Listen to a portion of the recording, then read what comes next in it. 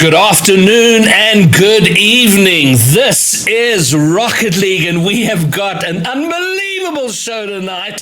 I'm Greybeard, and along with me is at Soka, and we're bringing you Hyperluxe Gaming Founders Series 1 at Soka. We've just met, first time casting with you, and I couldn't be more thrilled because we've got unbelievable Rocket League coming up. Absolutely, and I gotta say, it's such a pleasure to meet you too. And not to mention, so far our dynamic is pretty on point. We got the blue on one side, we got some red on the other, the classic matchup, and on top of that, we have the greatest beard in Rocket League. It's just stupendous, and I'm truly envious because not only is your beard better than mine, but so is your hair. I'm completely bald underneath here. But regardless, like you said, we do have some top-notch Rocket League coming your way very soon because this is Founder Series Day 1. And we got some of the best teams in the EU region going head-to-head. So a lot of these people at home that are spectating are going to get a glimpse of the next big up-and-comers in the bubble scene. And I honestly cannot be more excited to see this go down. I couldn't believe it when I saw. I had a look at the sign-ups for this tournament about an hour and a half before it started. There were 15 teams, and I went, okay, well, that's pretty decent. And then at close time, I think we were up to 35, and some powerhouses, top players, bubble players from all across Europe. And our first match that we're about to bring you is the top Hungarian team up against the top Norwegian team. Budapest 5 up against AW3. And wow, what a kickoff. Yeah, I'm not going to lie. I've been hearing a lot about AW3, and they seem to be the team to beat in this tournament. But if anybody's going to do it, it's going to be the top Hungarian team. This absolutely hungry, pun intended. So I can't wait to see how they do going head-to-head as we get ready to head into this match against these two titans here in the Founder Series Day number 1. And we are already going AW3 blue, Budapest 5 orange, and a reminder that this is a $400 prize pool. But never mind that, Fireman Jonas for AW3 getting in early. Oh, look at that fake from Sieb with the power. That was a wonderful play at Soka. Also, I love the demolition that came in right before. Like, get out of my way, I got a goal to make here. And they really just ran in, no holds barred, and already you can see this game number 1 is already popping off in a major way. Yeah, it looks like they're in a hurry, and they have to be. The nature of this tournament, a lot of teams, it's a one-night tournament, $400 prize pool, and every time I talk about money and the prize pool, AW3 score. This time Inferno, the pass, the attempted clear, a little dodgy, and Inferno pouncing and getting a second. Yeah, Inferno just had a really good prediction on that play to be able to go up oh so high and then read the touch coming off of the defender to hit that one right back down into the net. Nothing short of impressive, as now it's going to be followed up once again by AW3, who's going to go for a back pass here inside their own territory, and it will be picked up as Meshin is going to be hitting this one right down to an open net. But there's plenty of time for Sieb to get back and get the epic save. Yeah, it was going so slowly, but it looked like AWC were taking forever to get back. They did in the end, but if it was just a mile or two faster, it would have found the net. But it is. We're just going over a minute, and it is AW3 with the advantage, but Budapest 5, I think, taking a little longer to settle down, and it looks like they have now. But look at this, overextended, and it almost goes in, going just wide. Yep, and that's going to be a double back-to-back epic save for Minchin and Budapest 5. As once again, we're seeing AW3 really bring the pressure on the offensive side and forcing Budapest 5 out of their comfort zone and making them kind of double commit on a lot of these plays, which is only going to lead for more and more scoring opportunities for AW3. Yeah, and another scoring. Oh, look at that. I thought that was going to be the third for sure. Clutch clear off the line, but not for long. Fireman Jonas gets a second. And this AW3 team are on fire here. And at Soka, the problem, of course, is a best of 3. You don't have time to, slowly get yourself in. You're immediately on set point when you lose the first game. Absolutely, which is why you have to be very quick with your reactions, and you have to adapt to the other team's play style very, very quickly, or you're going to eventually get knocked out of this tournament, especially when you're looking at a $400 prize pool. No one wants to be going home early, as it's going to be Professor F. Professor, I'm trying to pronounce that name correctly, but that's a doozy. As Fireman Jones is going to put this one on target, and now Seed taking control out here in the corner, as this one is going to cross right across the pitch, and now go back out to the other side. Fireman Jones with a nice block, gets two, but it will be picked up and sent to Inferno, waiting at the midfield with a little bit of finesse, but not enough to get past the opposition. And right now, AW3 are very much in command and control, and look very, very controlled in what they're doing, whereas Budapest 5 have been so pinned back. They're a little bit snatchy and desperate. Oh my word, almost an own goal. They are struggling right now at Soka. Absolutely, and that's because AW3 is doing such a good job at keeping Budapest 5 in their own net, literally pushing them against their own back wheels, so that way they can like literally pull the defense out of position and get better shots on target. Don't get me wrong, Budapest 5 is doing a great job by keeping AW3 out of the net for so long, but the more that they play defense, the more the time ticks away and they haven't gotten to play any offense. Yeah, and you spoke about the demo play leading to that first goal, and they've been repeating it where they're being very physical out there. We see a lot of demos happening up front, and that's adding to the pressure for Budapest 5. Every time someone demoed, their positioning is at risk and threatened, but they have gotten out of their half now, and for the first time, looking to build pressure on AW3 and keeping them in their half for the first time in a while. Okay, doesn't work out, but much better from Budapest 5. Yeah, and now we're seeing Fireman Jones get that flip reset off the side wall, but nothing having there, as this will go up and high and back towards the midfield. Steve is going to put a stop to that, but it's once again picked up by the opposition. A good pass play, could be a shot on target, and it will go in for Professor VL. Yeah, doing very well, and this is good to see, and hopefully it's not too little too late for them. They've certainly got the time to find the 2 extra goals to level it up, but finally Budapest 5 have settled into the series and making plays of their own and not letting AW3 have it all their way. So let's see, good kickoff for them. So right out on the start, they're aware they got to get the second goal pretty chop and looking to get it by pressing forward. Well, if I've learned anything in Rocket League, it's that 50 seconds in Rocket League time might as well be 2 hours in regular time. I think they got plenty of time to equalize, but it's all up to them as Negsy is going to drop this one down to their teammate again in the midfield, trying to battle it out and get this one back into AW3 territory, but a good answer from Seeb will send this one down. Has a pass, has the backboard read, and it will go in for Fireman Jonas. They will extend their lead once again by 3. My word, look, that was such a good play. Such wonderful execution on the double there. Fireman Jonas getting a hat trick in this game, and certainly the MVP for them. And that's probably going to put it out of reach for Budapest 5 in this opening game. But on the plus side, the positive for them is they did fight their way back in. They have scored a goal, and I would expect them to come out with a lot more venom in game 2.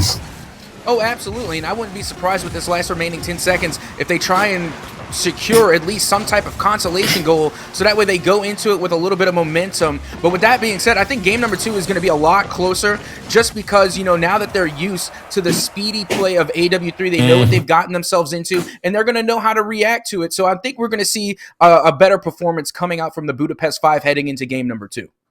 I have no doubt just how that game evolved over time. What AW3 did so well in that game is that they came out very quickly, very hard, and got 2 goals very quickly. So that kind of set them up. And then they had the time, the room, the space to kind of take their time and play the game according to how they wanted to do it. And Budapest were fighting to get back in it. But as you pointed out, now that they've kind of figured out the pace, I do believe it's going to be a lot closer game 2. And really, this deserves the early feeling is this deserves going all the way to a third game. Yeah, and normally what I would say in the post game is I would usually give some type of analysis, which I like to call captain's analysis. But I'm not going to, because there really wasn't anything I could point out that Budapest 5 was doing dramatically wrong. It was just like those tiny details, nitpick things that really just can be worked on from one game to the next. And honestly, that game was all to the benefit of AW3. It wasn't that Budapest 5 was performing poorly. It's just that AW3 was performing so well. It was near perfection. Their pass plays, their control of the midfield, and their shot accuracy was on point every single time, and their amount of possession that they had, being able to keep the Budapest 5 inside of their own territory for so long. So it's honestly really hard to try and pinpoint what adjustments the Budapest 5 need to make, but hopefully they'll be able to make some type of change as we head into game number 2. Well, here we are, game 2. Going to be an important start here for the Budapest 5. And their first job is to not let AW3 score early. But my word, AW3 have other ideas. Sieb now getting in on the action. But Fireman Jonas involved as he always seems to be. Sieb with a finish. 9 seconds in, Captain. And AW3 have taken a lead.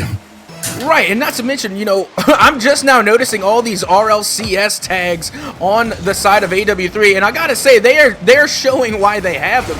You can see all the amount of experience that's coming out from this team is, once again, we see the tremendous pass plays being made from out the corner, and now the Budapest 5 looking to make some pass plays of their own, as it's going to be Meshin, who's going to get an opportunity to get a double touch, but it will be broken up by Inferno, as once again it's going to go out towards the side. And now we're seeing the AW3 squad sweat a little bit on defense, as the fake will come in, but not enough to get past Sieb. Yeah, I was going to say, just as that early goal was going in, the first job for Budapest would be to not concede early. They did that, but then my second point was going to be they're going to want to not allow that suffocating pressure, and they've done very well with that. They have kept it out of their half for the most part and are building plays up against AW3, and that's really, really important. And so far, that's good. And as long as they keep it down to 1 goal, they're certainly in with a chance all the way.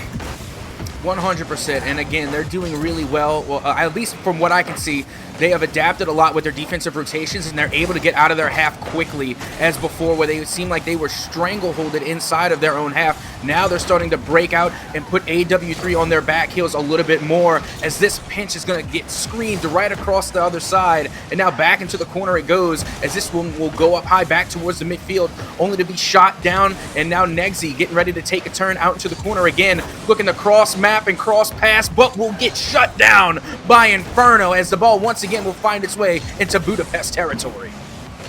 And it's starting to feel like one of those games that might just, the 1 goal might land up being enough, and it'll be so unfortunate if that's the way it goes, because those early goals are like, you know, sometimes they feel a little bit fortunate, not taking anything away from AW3, but this has tightened up so much.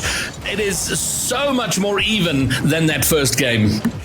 And you know what? You're absolutely right. I mean, you were saying, oh, that you don't want to chalk it up to luck, but it's not necessarily that. I think when you get those early goals, it's more of that you're catching the defense napping, because they're just starting the game off. They're not expecting anything to come on target right away. But guess what? When you're playing against AW3, more often than not, it's going to be on target. So they literally caught the defense unprepared and unaware, and they took advantage of it. And you cannot blame AW3 for wanting to get on the board early and get that early momentum. Yeah, now AW3, oh my word, the shot double across the crossbar, smacks against the crossbar, doesn't go in. Oh, a good opportunity for AW3, but well done to Budapest 5, keeping it out. Surely now they got to get it in. No one's up there to take advantage. The last 2 players for Budapest playing quite high back, right about the halfway line, couldn't take advantage of a setup play there. And now they've got some defending to do and trying to get it out. AW3 would love to get a comforting goal here, because 1 goal just seems pretty razor thin.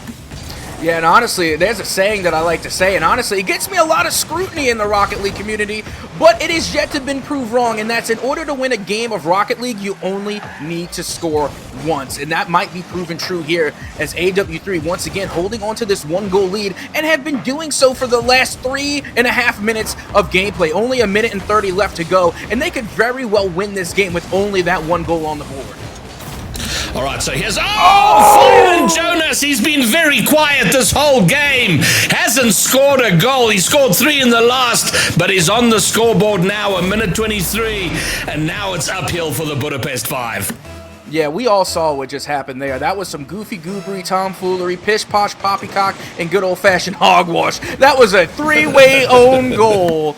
And I never thought I would see it here today. That's unfortunate. Feels bad, man. But it does say in the Rocket League Proverbs, verse 21, stanza 18, we take those.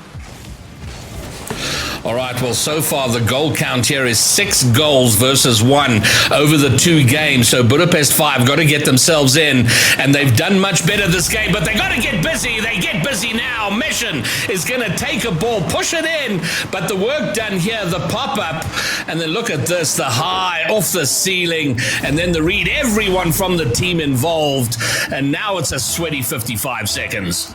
And once again, they're back within striking distance of equalizing. And honest, I just got to give a shout out to Negsy. That was one beautiful pass coming off the ceiling. And now, speaking of beautiful passes, look at Fireman Jonas getting a beautiful pass right to themselves off of the 50-50 from Sieb.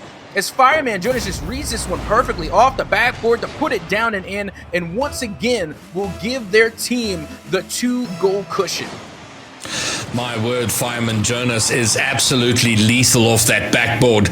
We saw an unbelievable one last game. We've just seen a fantastic one now. And they restore a 2-goal lead, make that a 3-goal lead.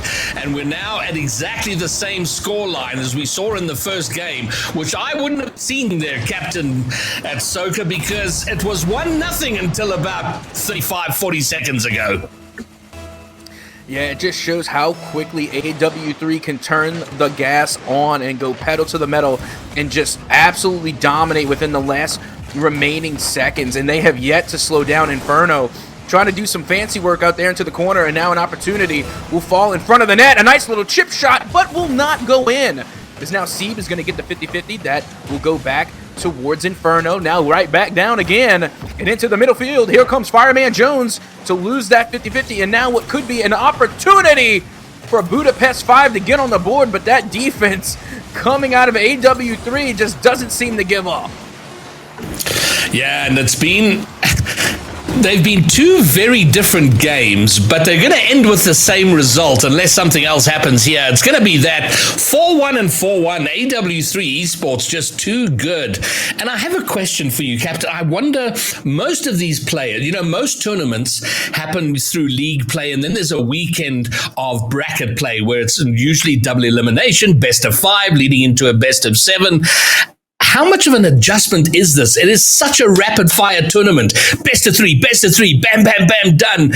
I don't know how much of an adjustment that is for the players on something like this, because this is not usual.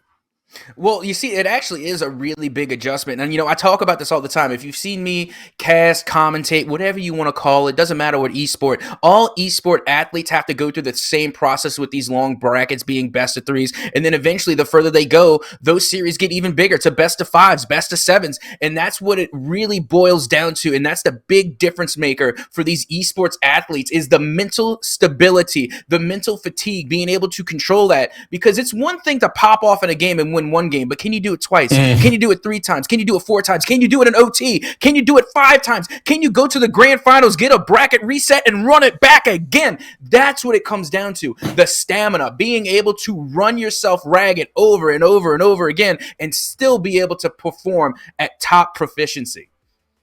I mean, I can only imagine what it must be like for from an adjustment point of view for the players. I mean, just as a caster, that second game, you feel like we're getting into a rhythm now with the series, and you go, hold on a second, this series is about to end.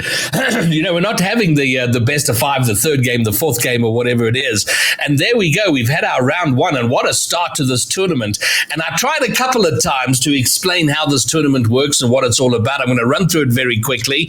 So this is the Founders Series. Everyone playing in this tournament will get some sort of recognition. They are the founders. They are founding this new tournament and this format. There's going to be 4 weeks of play, $400 prize pool in each of them, and then the minimum top 8 teams, depending on how many sign up, there might be more that go to a final bracket to be competing for a really, really good prize. So depending on how you do here, how many series you win, you add points, and that is what is used to calculate the top team. So that's just a quick overlay of how this tournament's going to roll out over the next few weeks. And honestly, I'm all here for it. Like, I'm trying to see as we get further into the series how much more competitive, intense Rocket League we're going to get into. Because of course, this being a single elimination tournament, once you're out, unfortunately, you're out. But that's going to put a lot of pressure on these teams and on these players. So I think we're going to see some pretty intense Rocket League as we move on into the bracket. Absolutely. Well, that was round one. We're going to bring you a round two matchup shortly. We're going to take a short break, and as soon as results come in, determine which match we'll be bringing to you next. But we'll be back with that in just a few minutes. So don't go away, and get hold of your friends in the break and tell them they got to come and see this unbelievable competitive Rocket League action. Well, hello and welcome back to Hyperluxe's Founder Series day number one, with $400 on the line for some Rocket League action here today. I am your happy-go-lucky, hairless hooligan host, Captain at Soka, but I am not in the booth alone. Oh no, I am joined by the dreaded Graybeard RL themselves. Graybeard, how are you feeling after that first series?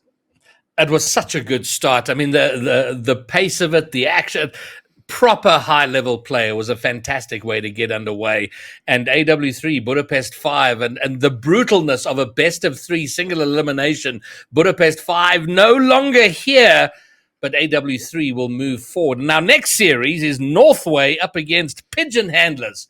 And we're going to find out at the same time as you what these teams are like, because I don't know too much about them at Soka.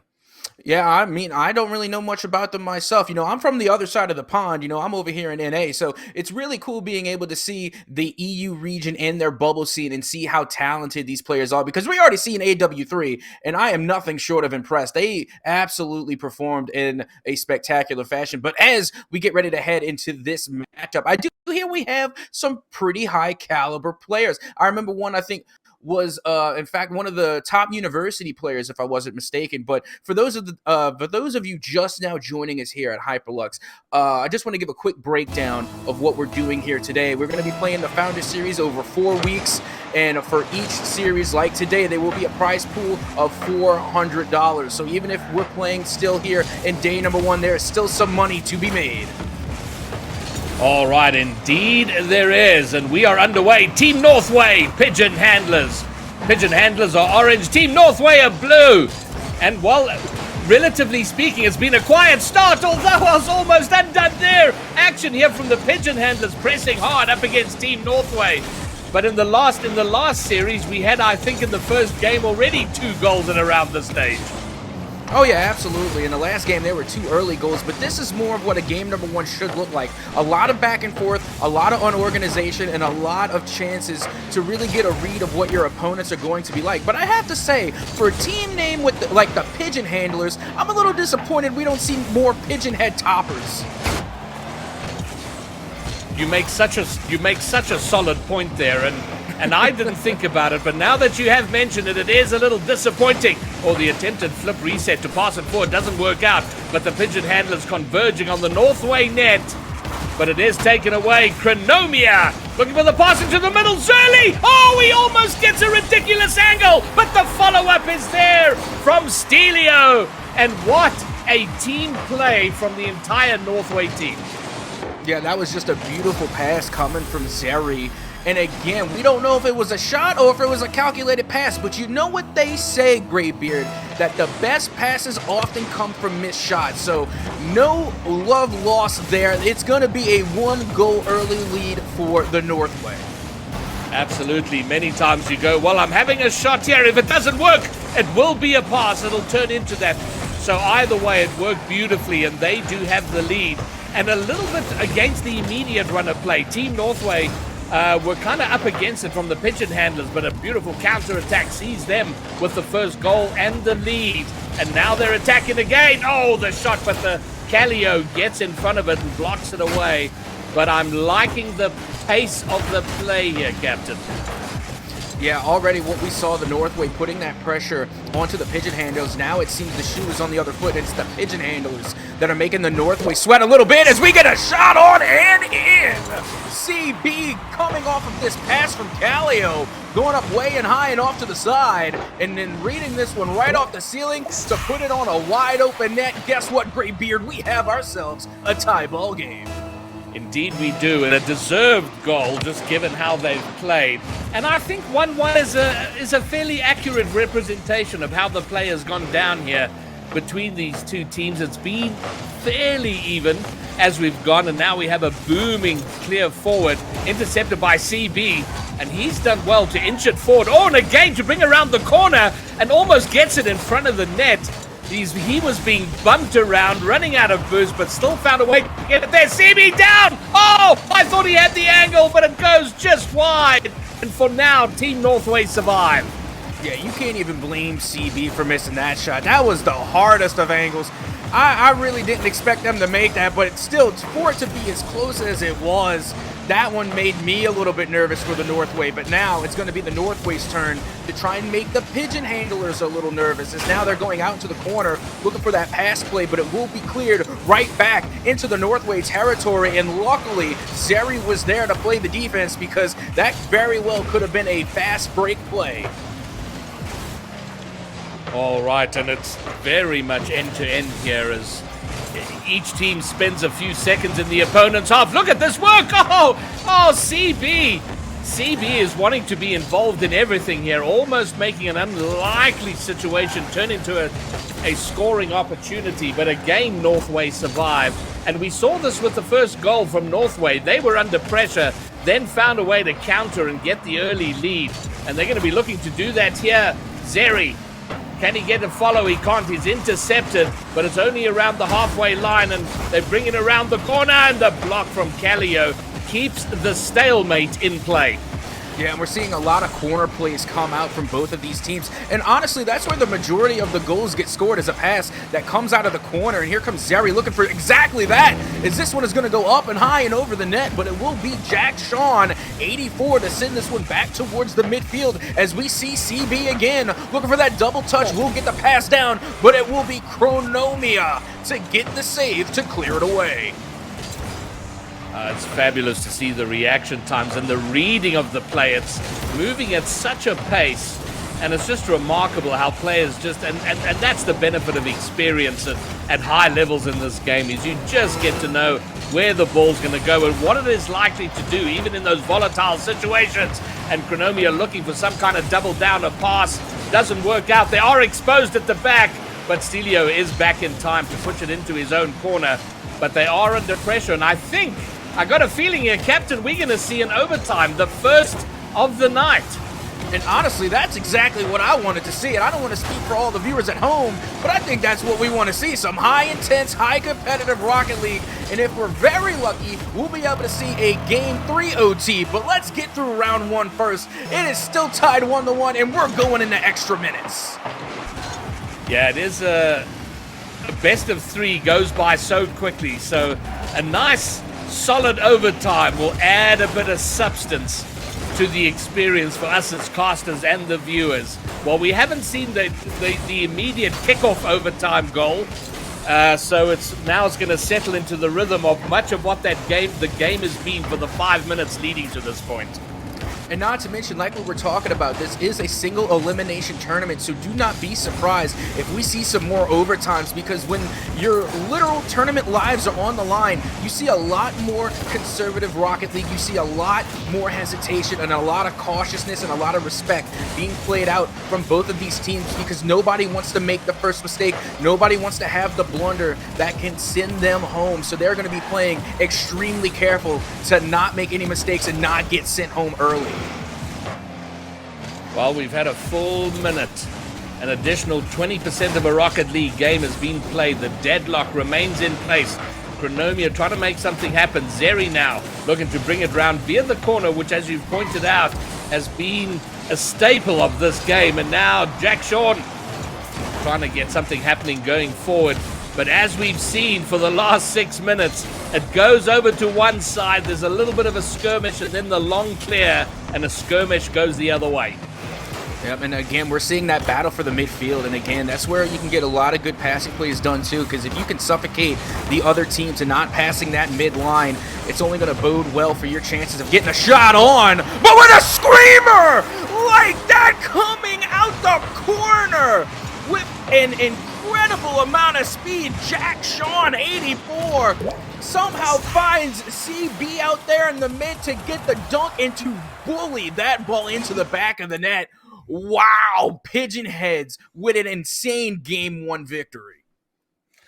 They do indeed, and but what an intense game, a fabulous game, and this is the joy. I'm so pleased to see we got two teams closely matched, fighting and fighting hard, and going both ways, both sides of that pitch, and maybe. They were so close for so long, but I kind of feel the result is reflective of the slightly better team in there. I feel like the Pigeon Handlers had more of the pressure, more of the territorial advantage. And while Northway were kind of soaking up pressure and looking for ways out, well, that was in parts. For the most part, it was kind of just back and forth. But I do think Pigeon Handlers had more of the action over in the opposing third. Yeah, they really did. And honestly, it's just a kudos to the Northway for being able to hold off that pressure from the offense of the Pigeon Handlers for so long, making it go all the way into OT. But eventually, once you get down to it, you're staying and you're remaining into your own half inside of your net for so long. Eventually, the other team is going to score. Now, granted, it was a spectacular goal. And honestly, kudos to the reflex training that these players are going through, because that was nothing short of insane. How fast that ball was pinched from out the corner and then hit off a defender and was able to get the dunk on top. CB just had an amazing read from a high-speed pass. And he was certainly an impact player for the Pigeon Handlers in that game. Very involved in the action, scoring himself, setting up plays. So clearly a key player for them, and he'd like to continue that going. The Pigeon Handlers, just like that, on series point to win the series for round 2 and go further into round 3. Team Northway have to do the game 3 reverse sweep, which is only 2 games, so it's not like it's the 3 or 4 games for the longer series, so they certainly can do it. And looking to get them going now. The Pigeon Handlers, is that in? Yes, it is. Callio finds a way in. CB again involved. Lovely little chip up. Looks for the bump afterwards. Stelio doesn't get a great read. And the finish from Callio. Nicely done. Pigeon Handlers in front. Yep, and this is exactly what you need if you're on the side of the Pigeon Handlers, to get that 1-goal early lead, to steal a little bit of that momentum back from, of course, the Game 1 defeat, and being able to secure that 1-goal early lead here is going to make it even that much easier for them to get a stranglehold onto Northway, and then eventually maybe even capitalize on the Northway a little bit lack of momentum, as they're just going to continually pile it on here, as now they're riding that wave of momentum and not letting the Northway shake that defeat off just yet. Well, there we go, and to me, Pigeon Handlers are pulling ahead here. If you think of a running race and you come round that final corner and there's always a runner that starts to pick up the pace. They've been pacing themselves, and it looks to me like Pigeon Handlers are doing that here. They've run neck and neck with Northway, but now in the series looking to pull ahead. And my word, they've gained a few lengths now, 3 goals in front. Team Northway have got plenty of time to come back, but my word, it looks like it's going to be a hard job. Yeah, ever since the Pigeon Handlers were able to get that overtime goal, they have just been absolutely feeling themselves. They are in the groove, they have the momentum, and they are really performing as they are just firing on all cylinders, being insanely speedy too. They have not let off the gas. They have been non-stop go, go, go since they scored that overtime goal to get the dub in game number 1. And since then, there have been a total of 4 unanswered goals from the Northway. And CB just getting a cheeky little demo on the defense there, just to remind them that the pressure is far from over. Yeah, and right now it's the Pigeon Handlers who are kind of toying with Northway. They've got all the plays right now. They have the possession, the territorial, the pressure up front in that final third, and conversely, Northway just on a scramble to try and get it out and get anything going, but they just can't clear it long enough to make anything happen. But I'm going to be made to look completely stupid, because a 1-2 play is going to find Zeri scoring. Touch forward from Chronomia, and Zeri with the finish, and Pigeon Handlers a little bit not at home there in front of their net. Well, I think that's what happens when you play with your food for just a little bit too long. Eventually, the other team is going to get wise and they're going to answer back, and they do just that, bringing this game within 2 goals. Now looking a lot closer of a ball game here as we just arrive at 2 minutes and 50 seconds. And now it looks like Team Northway is back again in fighting shape as Stelio will get the save to clear it away, and now sending it downfield as Zeri is going to stop this one at the midfield. And a nice pass out into the mid, the up, the over, now coming off the backboard, Zeri with the shot, but it will be blocked. And somehow, some way, the Pigeon Handlers avoid getting scored on in that exchange. You know, there are so many things that build confidence in Rocket League, and clearly since that goal scored by Northway, they've looked so much better. But conversely, they had such a brilliant play that should have resulted in a goal. But Pigeon Handlers doing so well to keep it out to the clutch save, which in itself builds confidence. So I think right now you've got 2 teams building in confidence. Pigeon Handlers, the far more comfortable of the 2, but Northway have to believe that they can find their way back into the series. Yeah, they're definitely not giving anything away for free. The Pigeon Handler, since being scored on, has not let anything go by without some type of challenge. And as the time continues to tick away, so does the opportunities for Team Northway, as finally they're going to be able to break out just a little bit back towards the midfield. But Calio with the 50 win is going to send this one right back into the midfield. And now CB with a 50-50 and a chance for Team Northway, but they will be shut down once again by Calio. What's been very impressive from the Pigeon Handlers is that they've recognized that Team Northway have had a bit of a resurgence. They've got some confidence. They've kind of settled, building up on team plays. Oh my word, CB! He can't be kept out of the game. And he gets a 4th. Zeri trying to clear it downfield. CB coming down off the ceiling for the intercept and the goal. Yeah, CB is just the sharpshooter for the Pigeon Handlers. Like, CB was literally on the ceiling even before the touch was there. Just some true good read right there. Almost psychic. If it wasn't Rocket League, I would say that CB was a psychic, but that was just, once again, a great read. Getting on top of the ceiling even before the touch was there, putting themselves in the right position at the right time to put an absolute laser into the back of the net. And once again, we see that dreaded 4-1 scoreline that we often see from the winning teams. Yeah, it's been a recurring theme here. The both games in round 1, and we see it here. But there's 43 seconds, which is still time. It can be done, but you just feel like it's a little unlikely, Captain. As well as Northway have kind of, oh my word! And okay, I think that touch put the kibosh on it. This time, Jack Sean getting involved. 100%. And you know, again, it's possible.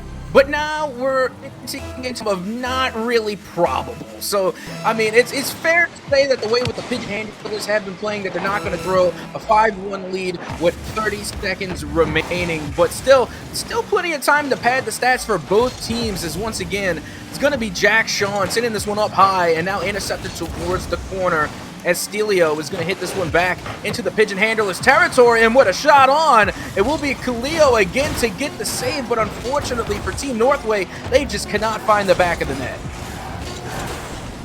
What I've really enjoyed about the Pigeon Handlers is that they came out strong. They did well early. The 0-second goal is not going to matter from Chronomia. We'll get them at least a second. A 7-goal game comes to an end. 5-2 for the Pigeon Handlers.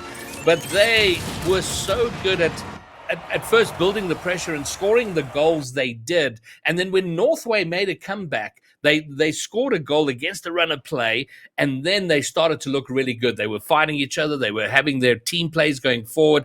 Pigeon Handlers were able to recognize that and sort of recalibrated themselves to make sure they defended and then started to push forward again. It was really, really well done. And wow, after that first tight game, they were runaway winners in game 2. Absolutely, and it goes along with something that I always say often, is that Rocket League is a very momentum-heavy based game. Momentum can be such a deciding factor when going into this game, because we saw how close game number 1 was, went all the way into OT, and was only decided, of course, by that last-second speedy goal coming off of CB, who absolutely continued to pop off after that. They carried the momentum from game number 1, and they rode it all the way into a game number 2 victory, giving them the series. But with that game wrapped up all nice and well. We're going to be taking a short break, but don't worry, because we're going to have some more intense, high competitive, and hopefully just as close as that game Rocket League action coming your way right here at Hyperluxe's Founders Series Day number 1. Do not go anywhere. Captain's orders. And before we go away, just a reminder here, announced last week, and it's been popping up in the chat, there is a giveaway, the winner of which will be announced live during Founders Series Day 2 next Sunday, and that's Hootie Who coaching sessions. And if you don't know who Hootie Who is, well then, where have you been? Check him out, a fabulous coach. And it is 3 coaching sessions, 20 possible. There are 20 entries. You can...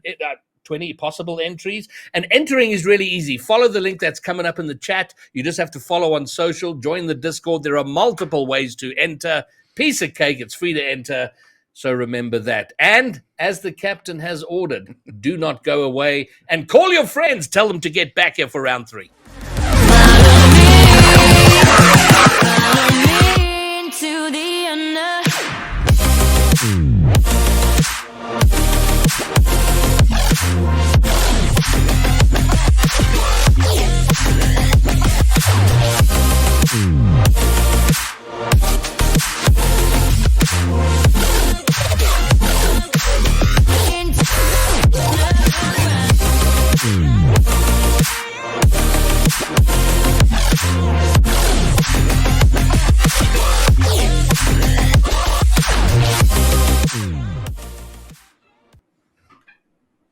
And there you have it. Earn points, win prizes. That's what the Hyperluxe Founders Series is all about. We're in the middle of that. We're at the start of that right now. This is day 1 of the Founders Series. And if you're wondering who the founders are, it is all the teams and players in the competition now. They are the founders because they are founding this new series. And I am Greybeard, and along with me is the Captain Atsoka. Thank you for that wonderful introduction there, Greybeard. Much appreciated. As we get ready to head on into more of this high-intense competition right here at Hyperluxe. We've honestly seen some pretty great games so far, and honestly, as we get further into the bracket, it's only going to get bigger and better. Of course, played by all of the founders here at Hyperluxe, so it's actually really interesting to see how far this talent has coming from, of course, putting all of this together and now not only being able to run tournaments like this, but to put it all down on the field and show us what they're really made of. Indeed. And coming up, we are now into the quarterfinal round. Still a best of 3. From the next series, the semifinals, we're into best of 5. So it is still high-paced. No time to make a mistake action in best of 3s. Original OGC up against the Jungle Juices. And if you have watched Hyperluxe streams, you will know the Jungle Juices have been fairly regular in the tournaments that Hyperluxe have been running. And that is led by Tossus, and he's with Luna and Neron tonight. And on the other side, original OGC, top Swedish team, LED, Meaty, and Damon. And we're off. They're not waiting for us to be ready. They're dictating the play. And Captain, we're underway. Original in blue, Jungle in orange. And here we go. Already the battle for the midfield has begun, as it will be Niceron to hit this one out and towards the side, only to be picked up by their teammate. Now a possible pass, but it will be Meaty to send this one out into the corner. Has a little to no boost to work with there. Unfortunate, feels bad man, but Meaty is going to knock this one away from the danger and back out into the side, as a clear will go down the Tossus there in the midfield to send this one up and high and towards the side. And I got to say, Greybeard, what we're seeing so far just looks like a tug of war going down at the midfield. It's pretty much exactly how I would describe it. It's kind of spending a lot of time there in the mid, scrapping for attention, and the sort of action you might see in a game 1 of a best of 5. Oh my word, a miss there from Nizeron. Almost sees the ball go behind him into the net. Fortunately saved by the backboard, and for the first time we're seeing some pressure on a net with the ball not stuck in the midfield. But again, we're back in the mid, a shot from long distance, but very soft and easily saved away. Absolutely. It's game number 1 in this best of 3. Has yet to have a goal on the board. 2 buttery bagels still sitting up there on the side of the time, and now finally an opportunity will be had, and it will be absolutely taken advantage of. What an interception here off of this pass all the way downfield. Off of Simoon on to Meaty. The 1-2 connect from one side of the field to the other will lead to a 1-goal lead in favor of the original OGC. Yeah, nice pass, long distance, wonderful redirect, and was an absolute banger. So OGC take first blood. So they're dictating the play for now. Another long distance shot. I think trying to chip it over the last defenders there was a little wide, doesn't get anywhere. And now long distance now from Jungle Juices. Luna now, and there we go. Neither team doing very well in holding possession. Just long and heavy first touches to get it out of their half. Yeah, it just seems like they're getting in each other's way right now, which honestly is perfectly fine. I like the physical play. I like the bump plays, but they really can't get any close quarter passing done, especially at the midfield, which is why I think we're seeing this tug of war, this back and forth, is because it's just a lot of long volleys, and they're, like you said, they're just constantly giving up possession, and so far, it's not really boding well for the Jungle Juices as they are still, hold the phone, here we go, Tosses is literally going to stop my sentence in its tracks as they are able to get this scoreline back even at 1. At Soka, don't you love it when it happens? You're talking about a struggling team, a team battling to get into things, and then they come up with a play like that, get a goal, level things up. It is the nature of the game, and Rocket League, it can turn very, very quickly, and suddenly Jungle Juices back into the game. With a one goal game, there is always that potential. It can turn very quickly, and now they're battling it out on even terms and building pressure nicely. For the first time in the game, we see them kind of getting some sustained action going, but it has been cleared out, and almost double commit there. We'll see it cleared back over to the blue side. Oh, LED doing a little poorly to get a clear out, but they're not going to be punished for it, and now there'll be an opportunity. Oh, looking for the double, but doesn't get it. Yep, and now once again we're going to see Tosses taking control here with an opportunity to read off the ceiling. We'll get the read, but it's a little bit too far, too wide, and too high. Not much having there as now Sage Moon is going to be going out into the side. And now back into the corner it goes, and going up nice and high, coming out of the corner. Looking for Simoon again, coming right back down, and it will be saved by Lunar, but it gets put right back in by Meaty, making this one 2-1. And what a play coming from Simoon off of that pass from the ceiling for Meaty to come back down and read it perfectly. Yeah, and then Luna getting an unfortunate touch, looking to kind of clear it, but essentially putting it right down at the feet of Meaty to smack that in. He gets his second, and now look at this from Simon. Oh, is that going to go all the way? It's off. That's just wide, and there will be a touch away. A minute 20 remains. Jungle Juice is not out of it by any means yet, but they are behind. They're going to have to force the play and make it happen. Oh, a dunk off the roof almost finds its way to the net, and they are pushing hard. And Jungle Juice is trying to find a way back in. They want to level this up as soon as they possibly can. Well, they still got plenty of time. 1 minute remaining as the warning will go away on the screen. And now Tosses with a chance to send this one downfield, but sends it right back into the opposition as this one will go right back towards the midfield. Now Lunar getting the touch and winning the 50 there with a read coming down and off the wall, but it will be saved by Meaty, keeping this one out of their net. And as we approach 35 seconds remaining, the offense and the pressure from the Jungle Juices is building.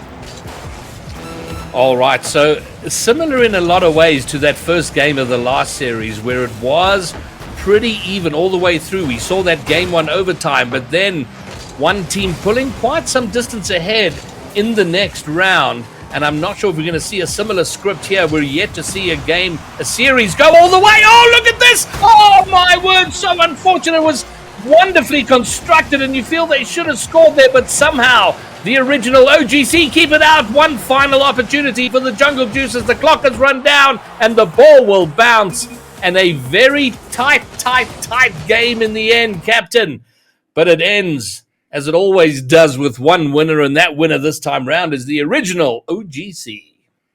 Yep, well, now they're going to have to do it again if they want to advance into the bracket. But I have to say, it was still a great performance by both teams, because granted that we were seeing the original OGC come up with some really, really great plays, it just was, I think, a little bit too difficult for the Jungle Juices to handle. Granted that, they brought it back in within one, and they were doing all the right plays, and within those last 30 seconds, it was just too much defense coming out from the original OGC, and they just would not break. They would not fall. The Iron Curtain wall in front of their net just was too much for the Jungle Juices to get through.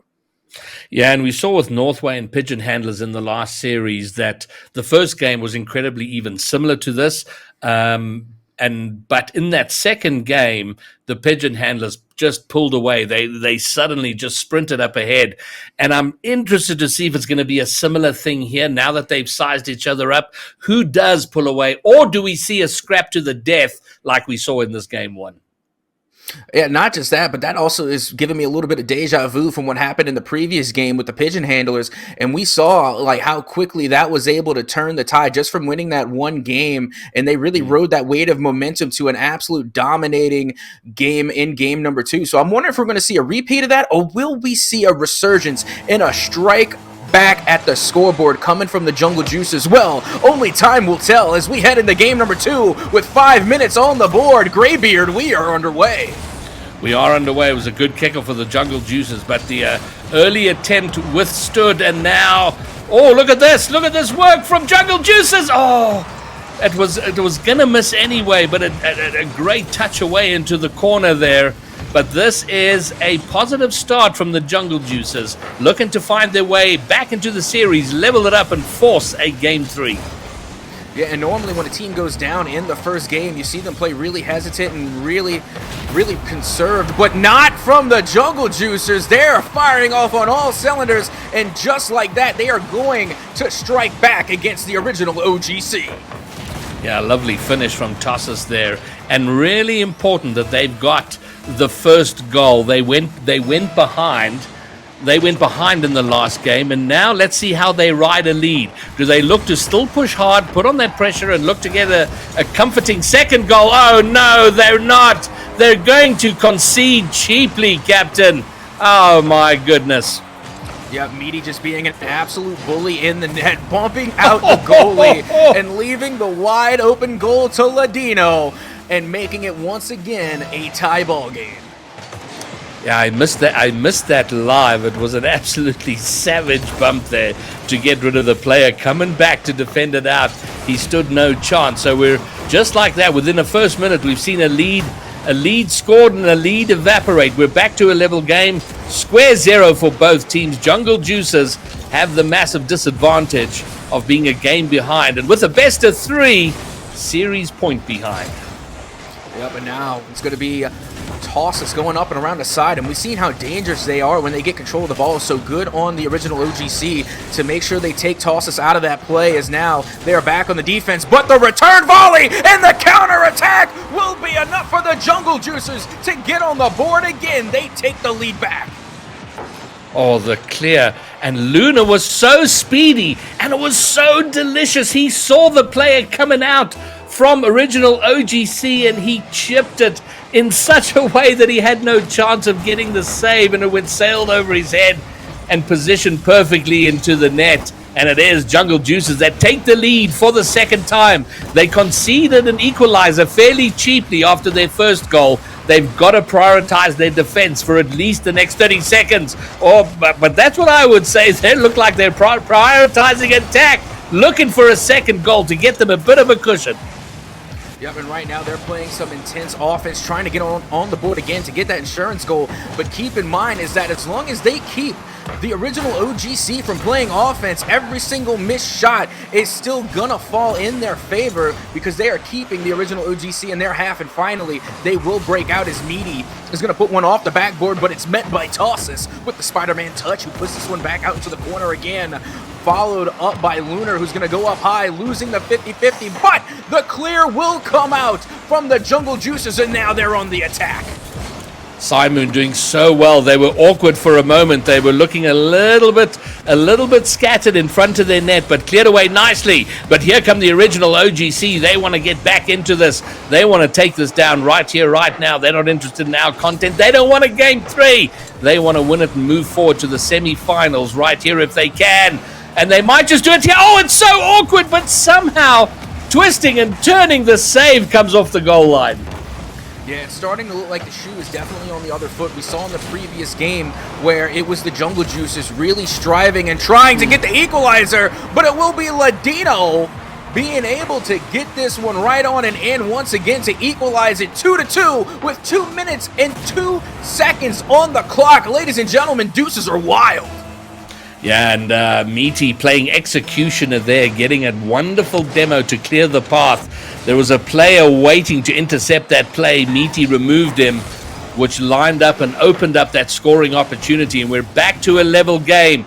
Jungle Juices again having to go and find a lead, knowing they're the ones under more pressure here, as we know. Ladino, he tries to flip, reset, pass it forward. Doesn't quite get it. Almost gets it. I think might have got a bump there from the approaching player, but it is Jungle Juices looking to press now. The clear is not convincing. Nizaron looking to get a pass through the corner, the angle. What a shot from Luna. I didn't see him coming. He seemed to come out of nowhere and absolutely hammer that at angle.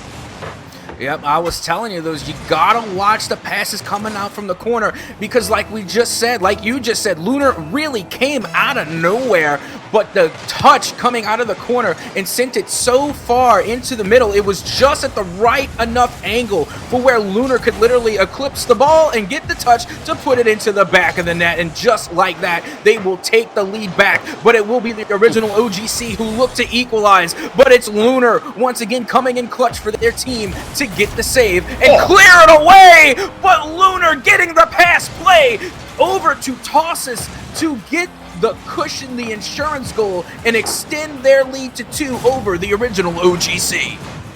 And in the context of this series, and if they win going forward from here, such an important goal because they've given away their leads and not been able to defend their lead or extend it. And that happened on 2 occasions. But now, taking the lead for the third time, they find a way to get that 2-goal lead. And now they can not relax, but they can at least look to control the game. They don't need to be chasing it as hard and really let original OGC come to them. They're the ones who now have to chase the game. And that's going to be, they just got to see out the next 40 seconds. But, of course, OGC will have other plans. Yep, and already we're seeing once again the 50-50s go down at the midfield as a pinch will fall in favor of the original OGC. And now Simoon putting this one up and over towards Meaty, but it will go by back into the corner as Ladino will not get a second opportunity, but Meaty will put this one back down and towards the side post, but it's cleared out again. And now a return volley and a counterattack coming from Nizaron will go out to the side just slightly off target, but as we approach the final 10 seconds, it looks like it's all but over, but they're crying for the original OGC. Well, for the first time tonight, Captain, we are going to get a Game 3. It's been sweeps for the last 2 series. But my word, Jungle Juices, they came out fighting like they were fighting for their lives, which they were, but they've done it successfully. And for the first time tonight, a team going down in the first game has come back in the second. And I think we're in possibly for an epic scrap in the final Game 3. And it's going to be exactly that. You want to know why? Because this is something that we really didn't see a lot of in either of those games. Both teams were playing absolutely lights out. They were reading passes. They were reading redirects. They were reading the double touches. They were doing oh so well. But we didn't see not either team really capitalize on the demo, bump, and physical plays. So I expect to see a lot of that come out in game number 3. Not because they haven't done it yet, but because that's really the last weapon in each other's arsenals. They've already seen what either team can do. They are pretty familiar with how they're going to run their offense. So now it's about who's going to pull that last trick play out of their sleeves. And the only thing we haven't really seen yet are those bumps and demo plays. So I expect to see a lot more physicality heading into game number 3. Yeah, and a quick shout out to Hyperluxe Gaming and what they've done to they've put on a show here where we are getting some high class players, high class teams to come and compete in a tournament like this. It's just so wonderful to see. And there's been a lot of talk in the communities about supporting bubble scenes and giving opportunities to bubble teams, bubble players. And it's fabulous to have an opportunity like this. And it's such a pleasure to be a part of and to see the high level play we've been blessed with tonight. It's just awesome. And it will, long may it continue. So really excited about this game 3. And of course, we've still got a semi-finals and a grand finals to bring you tonight. So the entertainment is far from over. Absolutely. And again, I'm just completely excited to head into this game number 3 and see how this story will unfold. How will the tale be told between these two absolute titans of the game, Rocket League? And so far, like, again, just the absolute entertainment value is really speaking for itself right now, because you can't write stories better than this. Already we're going into this matchup and you're thinking it's going to nearly a one-sided victory, because that's really been the script so far. We've constantly just seen, a 2-game win every single time, just a sweep, and one team is always winning in a landslide victory, but not this time around between these two. We're going to see a game number 3, and I'm completely excited. All right. Well, if you're wondering why Captain Atsoka and I are waffling away here, we do have a technical issue in the background. It looks like our observer is his game might have crashed. So we're just establishing what we're going to do from here. If we're remaking a lobby, so we're just going to sort that out. So now, Captain, if I am going to press you just because we got some dead time to fill now, and you've seen these teams in 2 games. So if I were to press you, who for you is going to take game 3? Ooh, you put me in the hot seat here. Absolutely. I don't know. That's I want to see you sweat. Oh man, I don't think anybody wants to see me sweat. I mean, look at me. But regardless, honestly, who do I think is going to take this one? I really don't know, but if I'm going to give it to anybody, honestly, if I have to, since I'm being put on the spot, I'm going to say the Jungle Juicers, only because they're the ones that are coming off of this win, and they were able to win by an insurance goal on top of that. It wasn't nearly as close as we saw in the previous game, so I think the Jungle Juicers are really feeling themselves, and they're going to carry the momentum from game number 2 into game number 3. But with that being said, I think I'm going to throw the hot potato over to you, sir. Who do you think is going to take it? Well, because I was going to ask you the question, I'd already thought of an answer, and I'm inclined to agree with you. I think just by a hair, Jungle Juicers are ahead, but it would not surprise me if the OGC originals snatch it back. They certainly look capable of it. All right, so we're going to sort out our technicals, and we're going to take a short break and sort that out, and we will bring you game number 3 as soon as we possibly can.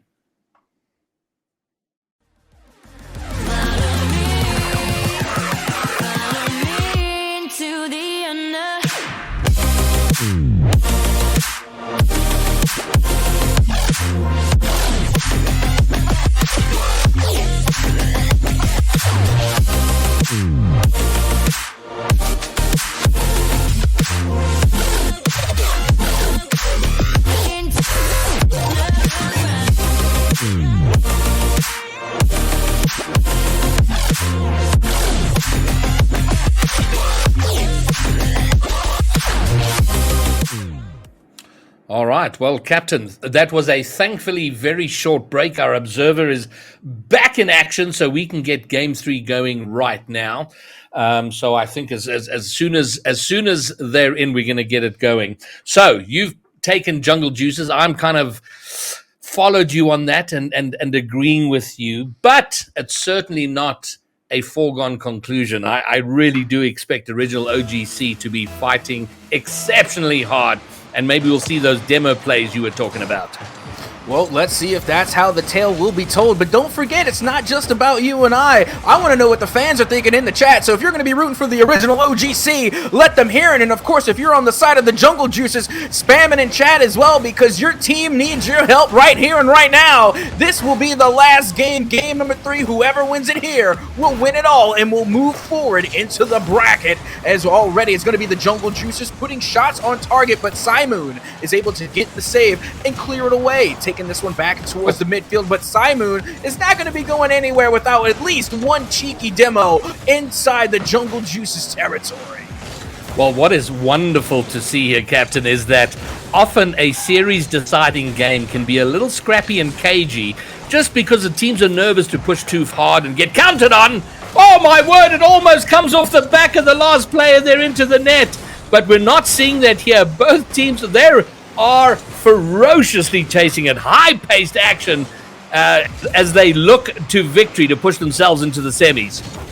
Yeah, but now coming out of the corner, it's going to be Meaty. But guess who's there lurking in the wait? It's Lunar who sends this one up high, but it's answered back by Simoon. As now Niceron is going to be able to take a turn, win the 50-50 out of the corner to send this one up to Ladino out and towards the corner again. Lunar is going to put this one into the danger shot on and in for Simoon to take the 1-goal early lead for the original OGC.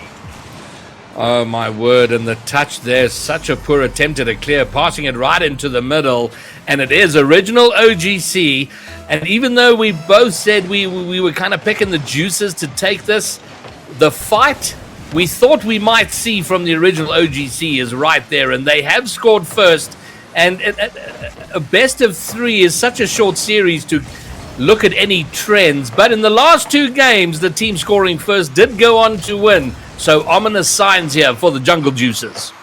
Well, I also got to point out, Graybeard, I don't know if you saw in that last play where they clearly scored, but Ladino got into the face of the goalie and was able to bump the goalie out of the net. So that physical play is already coming in early, and I think I might have said something about that a little bit earlier on. I don't remember anything. I don't recall you saying that. But here it is, and you know what? The demo bump plays, I mean, they are meta for a reason, Captain. I mean, they are so effective if done well, and it's remarkable how much of a skill that is, because often going for bumps and demos can actually work against you as you find yourself out of position. So doing it well is remarkable. How's that ball not gone in? But Ladino will find his way and get it in for the second for original OGC, and they mean business. Yep, no matter how meta bumps and demo plays become, nothing will outdo a well-placed shot, and that's exactly what we just saw. A nice little threading of the needle, hitting the crossbar, going straight down, making it an easy chip-in for Ladino to get their team the cushion. A 2-goal lead right as we pass halftime, so only half of the game remaining for the Jungle Juices to get 2 goals on the board and they equalize. Yeah, oh, and this may be a third. Oh, but it's saved away. What a clutch save. And if somehow Jungle Juices can get back into it, they're going to look back at that moment. That might have been a game-turning moment. Meaty, though. Oh, my word. An absolutely bully play to get that under the crossbar and in. Yeah, and this is something we've seen from Meaty time and time again, constantly winning the 50-50s and not afraid to get into the face of the opposition and literally slam dunk that one down and in off the crossbar. And now a very comfortable 3-0 lead in favor of the original OGC. Yeah, and my word, have they come out here storming. And I'd half expected it, you know, just being the quality team they are, their top Swedish team. So they're clearly not mugs at this game, but to come off that loss in the last, they have pushed so hard and they've looked dominant. And on the other side, Jungle Juices struggling to get back in, and Meaty will have more to say, gets a second. And with a minute and a half left, have they already secured a semi-final slot?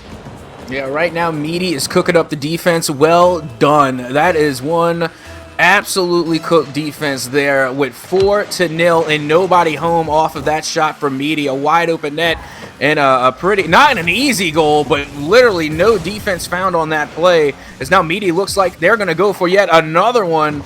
Will not put the shot on target, but will pull the defense out of their comfort zone as Tossis looks to break out of their own side, but it gets put right back into the Jungle Juices territory, and a demo from Tossis onto Meaty, taking them out of the play, but Meaty comes right on back with a vengeance to get that save. And the question I had when we went into Game 2 was, would the original OGC, after winning Game 1, a very closely fought Game 1, would they come out and pull ahead in Game 2, which they didn't? Jungle Juices came in clutch there, but my word, of original OGC pulled away here. Oh, and they should have had 5. It's a miss, but they may not need it in the end, but they have absolutely put on a sprint here around the final corner and have gone several lengths ahead of the Jungle Juices. Yeah, I'm not even sure what happened. They, over there at the original OGC, just flipped the switch. They turned the gas on, and they have not stopped since they started here in game number 3. As once again, we're approaching 20 seconds remaining, and still a big old buttery bagel on the side of the Jungle Juice is still nil. We could very well be looking at a shutout here in game number 3, but hold the phone, here we go! Niceron will find the redirect coming off of the pass play from Tossus, and finally they will find themselves on the board, but Graybeard, is it too little, too late? You know what? There's a part of me that so desperately wants some bizarre turn of events, 3 kickoff goals in succession. But you know what? I am an optimist, but I think I'm the right amount of realist as well. And there is no chance. And we're now down to 3 seconds and 3 goals needed. The clock has run down, and that will be that. Original OGC fight back really hard in that third game. Well, they came out swinging and never looked back. They pulled ahead. They conceded one in the last 10 seconds, which didn't matter, but they owned that game and they moved forward. Yeah, I feel like the original OGC just hustled us. They made me feel like a buffoon. I don't know about you, but I was so confident in my pick of choosing the juicers. And of course, this is why we shouldn't predict. This is why we don't make picks, because we see one game and then just a complete opposite turnaround. You know what? I think maybe in game number 2, the original OGC were just taking a break and they're like, watch, we're going to make this one a show in game number 3. So congratulations to the original OGC, of course, for making me look like a buffoon, but also for taking the dub in a spectacular fashion. Well done. Captain, the truth of the matter is we get to be casters because we can talk, not because we're clever. And while we talk, we make predictions like we know what's going on. But the nature of Rocket League, and it's proven time and time again, is how things swing from one 5-minute game to a next. It is very rare to see teams that kind of can dominate consistently over long periods, like your BDSs of the world or NRG. For the most part, the broader field of Rocket League, you fight one game to the next. You have good games, bad games, and that's why we love it. Things can turn on a dime. But the OGC doing the job, they go to the semis. And we're going to be bringing you those semis. And we move now from best of 3s to best of 5s, the semifinals and the final being best of 5s. And we're going to take a break and then get into the semis. Oh, we've got our semi-final match. We've just been notified in chat. Wild versus Pigeon Handlers. And we've seen the Pigeon Handlers early. They look pretty solid. So that, Captain, I think going to be a pretty intense matchup. Oh, absolutely, 100%. But also, I'm looking out for Team Wild because we haven't gotten a chance to see them play yet. But the fact they were able to make it this far into the bracket against the Pigeon Handlers shows me that they're going to be quite the force to be reckoned with. And not only that, but Wild has made the RLCS regionals a couple of times. So this is a team that's very familiar with the high intense and high competitive play that comes with that territory. But with that being said, we're going to be taking a short break right here. But as I have said earlier, and I will say it again, do not go anywhere because we have more intense, high-stakes Rocket League right here at Hyperluxe. Do not go anywhere.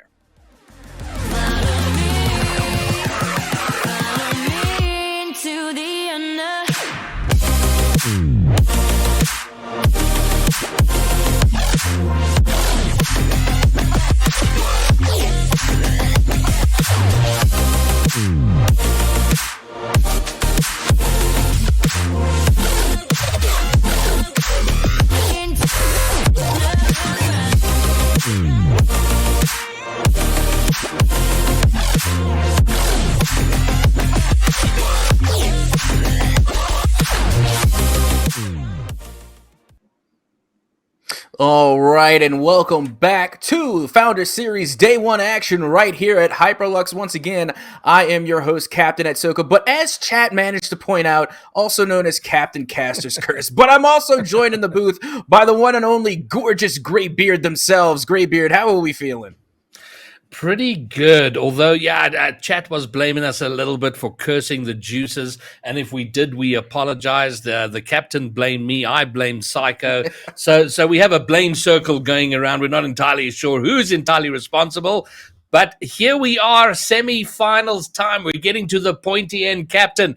And a reminder here, top prize, if you finish first, the team winning gets $200, team two, $120. So good cash up for grabs, and this will be happening every week for the next 4 weeks. And coming up, the Pigeon Handlers up against Wild. And this should be Wild, Captain. 100%, because these are going to be some two top-notch teams, and we've already seen the Pigeon Handlers play. We know what to expect, and we're going to expect a lot because they performed extremely well in their previous matchup, but now they have quite the top competition. They're going to be going up against Wild, who we have learned made it to the RLCS Regionals a few times, which means more than once. So this is a team that's really experienced in high-intense competition. Well, we were talking in the break about, who the best team is on paper. And, I mean, the reason you have brackets, elimination tournaments, is often, your record is obviously important. But it always comes down to the action right here, right now, on a Rocket League pitch. So can Wild take it all the way, or can Pigeon Handlers cause what would, on paper, be an upset? Yep, and now I just want to also point out that we're heading into the semifinals, so we're going to be moving into best of 5, so there's going to be more opportunity to get some points on the board and make these games even that much more enjoyable.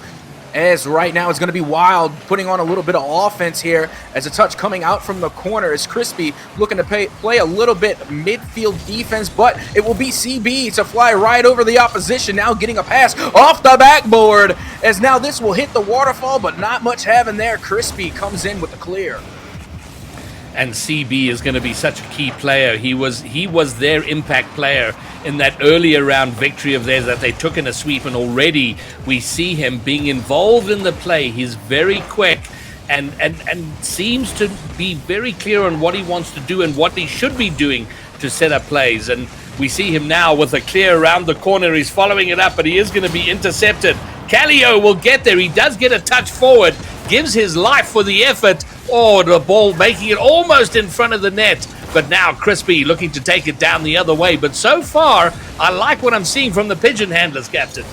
I was getting ready to agree with you, and I really do like what I'm seeing from both teams, because normally you would see a lot of kind of fumble plays, a lot of volleys, a lot of giving up of the possession, but we can see these two teams already putting in the work and not giving anything away for free. So even in game number 1, it seems like they are playing at peak performance, and if that's a tall tale sign of anything, it should be a very close game as we continue on, and already it's going to be some more demolitions on the field in that corner, and now CB going to be trying to get this one out and retreat, as it will be Jack Sean to try and fumble this one out towards the mid, and now CB going to be taking control as Simus looks to get the pass, but once again it is intercepted, and Graybeard, we are seeing that classic tug of war.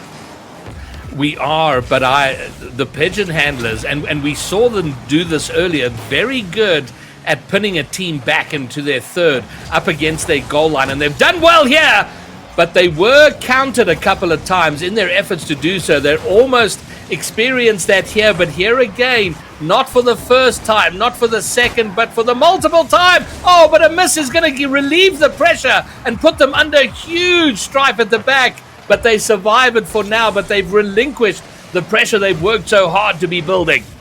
Yeah, they want to count themselves lucky, because the Wild will not let an opportunity like that go by again, as now it will be Jack Sean taking this one up and high, has an opportunity to go off the backboard, but a pinch will send this one out to Khalil. Is this now going back to CB, back and towards the danger, a nice touch coming off the ceiling, but it will be a great clear to send this one out, and once again to the side as Jack Sean will not be giving up, but we see a little bit of daylight for Wild as they have an open net downfield, but CB will make it back in time to get the save to clear it away. And so important because they have enjoyed so much pressure out here. To have conceded there would have been such a smack to the gut, relinquishing pressure and then conceding. But having said that, they've now got to make this pressure count. They've done so well, and to Wild's credit, they have repelled wave after wave of attack. Now surely that's going to find in. No! Oh, someone gets up there. Who was it that got up there for the save? Excellent work from Wild. I want to say that was Simas or Samas or how have you pronounced the name? I think that was them that got up there to get the save, and now a booming wall pinch, sending this one all the way back to the other side of the field with less than a minute to go, and we are still scoreless here, Graybeard. Are we going to see a goalless overtime? That'll be a first for the night. We certainly haven't seen that. CB looking to set up a scoring opportunity, but now on the other side, there is some pressure. Crispy's up, the shot on net, and Seamus is going to get the goal. And for almost 4 minutes and 20 seconds, Pigeon Handlers have been hammering at the opposition, but Wild break free and take a late goal. Yep, that was honestly all shot placement coming from CMOS right there, putting it literally as far as they possibly could without banging on the sidebar, and just putting that one right behind all three defenders of the Pigeon Handlers. And with 30 seconds remaining, all they have to do is hold on to this 1-goal lead. And you know, the experience of a team like Wild is knowing how to kind of soak up that pressure and then find the moment to attack and not panic, and they have done that well, and they've found an opportunity, found a way through, and they are more than likely going to take this game, which should, on a balance of pay, a balance of, oh my goodness, pressure, have gone to Pigeon Handlers, but Wild finding a way through, and this is going to be incredibly frustrating for the Handlers. Yep, Crispy getting on the highlight reel for sure with a nice little textbook Doomsy dish. Ain't nothing wrong with that. A 2-goal cushion lead with only 4 seconds left to go will only solidify their victory here in game number 1. But remember, it is a best of 5 in the semis, so there will be plenty of time for the Pigeon Handlers to try and make a comeback. But let's get a goal for the road, as it will be Mingo to get the last touch and the last goal to win it for Wild 3-0. And it's such an interesting turn of events there, because it felt like momentum was all with the Pigeon Handlers. They were doing so well, but that game ended 3-0, which in all circumstances is a pretty dominating win. And now you feel, from a momentum perspective, all of it with Wild. And perhaps that's what you do as a high-level team, is you just figure out how to win. Yeah, soak up pressure and find your opportunity, and they've done that superbly. Yep, now it's really going to be all onto the Pigeon Handlers to try and adapt and try to make the comeback as they head into game number 2. But again, moving on from the best of 3s to the best of 5s, I think is going to make a huge difference, because now that's going to give both teams more time to really figure each other out and try and come up with a play style, or try and come up with a solution for the opposition's defense. And we saw a little bit of that unfold in game number 1, because for so long it was a 0-0 scoreline. Really, no team could get the upper hand on the other, but within the last remaining 30 seconds, it was Simas coming off of Team Wild that really found the gap in the defense and literally exploited it with a simple 74-mile-an-hour shot to find the inside of the sidebar and find the net. They gave their team the lead and the momentum as they get ready to head into this game number 2 off of a pretty impressive victory. And I think the equation is pretty simple for the Pigeon Handlers. They know how to build pressure. They can get into that final third. They just have to figure out breaking through and getting those goals. They're right there. They're getting themselves in front of the net. If they can just figure out those last 10 feet, they can take this game and kind of equalize it and level it up. That's going to be their mission. Other than that, they did everything else right, other than not score. Well, here we go. Let's see if they can rectify that in game number 2 as we get this one underway. And just like that, we're seeing Team Wild once again on the offensive side of things, going up high and off the backboard. But CB will be there to get the Spider-Man touch and send this one back into the corner, only to find opposition to send this one back into the danger. And they are struggling so far to break out of their own half. But now with some opportunity, it will be Jack Sean 84 to get the midfield pass. But it is broken up, and now the ball will be going the other way as a scoring opportunity could be here for Wild, but the defense from the Pigeon Handlers will hold strong. Well, we're seeing, similar to the first game, we're seeing a minute roll down, not a goal to be scored, high-paced action, Neither breaking through. Okay, here comes Jack Shawn looking to bring around the corner. It is intercepted and sent toward the midfield. Oh, two players from Pigeon Handlers getting a bit tangled up with each other high up on the wall, but they still do have the territorial advantage. Jack Shawn, nice intercept, keeps it in the orange half, but now Mingo's going to get it out, and Pigeon Handler's going to have to defend this out, which CB involved there, doing very well in doing it. Can he get it further down? It's going long. Oh, okay, so it's settling into that same sort of rhythm now, isn't it? Action on both ends. Yeah, but I also like what I'm seeing, because you would think after that last game and going down 2-0 that it would be the Pigeon Handlers on the receiving end of the first goal, but no, they're going to be the first ones to draw blood and get on the board first. The Pigeon Handlers will take the lead against Team Wild. And there's a couple of things that are important about that goal. One, Pigeon Handlers have scored first. Well, they've scored at all. They didn't score in that last game. Second, they've done it relatively early on. So their pressure play, their movement forward, they figured out that they can score a goal. And will that lead to more? Can they now figure out a way to extend that lead? And conversely, Wild, though, we've seen how they can counter, and perhaps they need to start stepping it up in offense and not just look to be countering. They've now got to take a bit of initiative here in the second game. Well, only time will tell how Wild will respond, and Crispy getting that save there, not letting anything go for free, as the ball will find its way on the other side of the pitch as Mingo is going to get the corner touch to send this one down, and now it will be an absolute banger going towards Team Wild, but Crispy tries to get this one intercepted, and CB will put this one right on target from the pass from Khalil. The Pigeon Handlers are answering back right before halftime here in game number 2. They are going to take the lead and get some insurance. 2-0 over Team Wild. Yeah, this is just wonderful to see from them. And as you quite rightly pointed out, it's easy to kind of let your head drop after looking good for so much of that last game and then going on to lose it. But they have come out here swinging. They've not changed everything up. They're not doubting themselves. They are pushing forward with the strategy, and it's working out for them here. 2 goals to the good. So now do they change gears and look to kind of be a little more defensive, protect that lead, or are they just going to get it into their head to keep scoring? And right now what it seems to me is they've tasted goals, and they like the taste. Yeah, don't get me wrong. I think the Pigeon Handlers just need to keep playing the same exact game as they have been. Now is not the time to change it up, because Team Wild is a team that cannot be underestimated. Honestly, go for goals where you can, but also play defense when you have to. They cannot let up on this team. They need to be going full force, as now it will be a shot on from Crispy, but Khalil is able to get the squishy save and send this one away. But now it's the Pigeon Handlers who have to break out of their own half, and it will be Jack Shawn looking for the two-piece and the double touch, but will get not, as now it will be the defense from Team Wild to mount a counterattack. It is frenetic out there. Wild have had a few good goes over on their side, but like Wild did in the last game, the defense for Pigeon Handlers holding up, at least for now. They almost get caught out there. The shot going wide, and Wild now are throwing people up. They're starting to push really hard, and it's pretty much the time to do it. They got 50 seconds to find 2 goals. And now Calio looking to control, burn off seconds off the clock, and keep possession.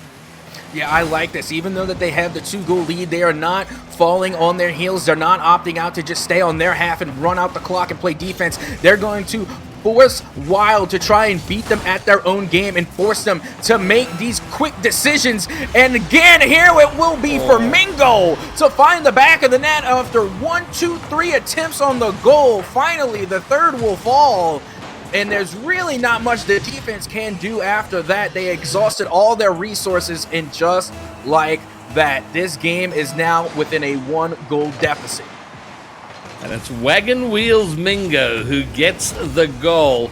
And, man, how many times have you been in this position where you've led for a long time and you concede one so close to the end?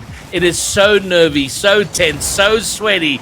And now we're into the final 10 seconds. They know they just got to keep this ball away from their net. But this is the time you're most likely to see a mistake. But the clock has run down. Oh, CB keeps it up. But Oh, he might come to ruin. Crispy heading it down. The shot on goal! Oh, we were pixels away from a 0-second overtime there. My word. It came close, Captain, but somehow the Pigeon Handlers hold on, and we have an even series. Oh, I was holding my breath on that one. I thought we was going to be seeing RLCS World Season 5 Justin last second buzzer beater moment, but luckily, of course, for the Blue Squad on that one, it did not come to pass. The Pigeon Holders are going to answer back in the scoreline, making the series 1-1. Guess what, Graybeard and everybody else watching at home? This will not be a one-sided venture. They're going to make Team Wild work for it. Well, the sweep is off the table. Sweep is no longer possible, but that was a good response, a great response from the Pigeon Handlers. Wild are a great team, and they pushed hard. Once they went behind 2 goals, they were throwing forward pretty hard, and Pigeon Handlers, they were able to take it. They defended solidly and looked to counter and to attack themselves. They weren't just retreating into that defense, as you pointed out, and a great result from them. Close in the end, but a great result. Yeah, and they held on for as long as they possibly could. They got that 2-goal lead, but they didn't stop on the offensive side either. They kept attacking. They kept forcing the Team Wild to really play defense and keep them maintained in their own half, but you could only hold them off for so long. Honestly, if there had been maybe 10 seconds more on the board, it definitely would have been a goal, and we'd be seeing some OT, but once again, it will be the Pigeon Handlers who take game number 2, and now let's get 5 minutes on the board as game number 3 is officially underway. Oh, now an early attempt. Oh. My goodness, looking for the double, doesn't find it. Mingo now trying to bring it back in for a pass. The shot on target, but the save from CB. And again, what an important player CB is for the Pigeon Handlers. He's been involved in so much. Probably my only criticism of him was that he chose to keep the ball up at 0 seconds in that last game, which almost cost them. But other than that, solid for his team and instrumental in their victory in the last game. And we are 40 seconds in, no goal. But you get the feeling at the pace they're going here, a goal is going to come at any moment.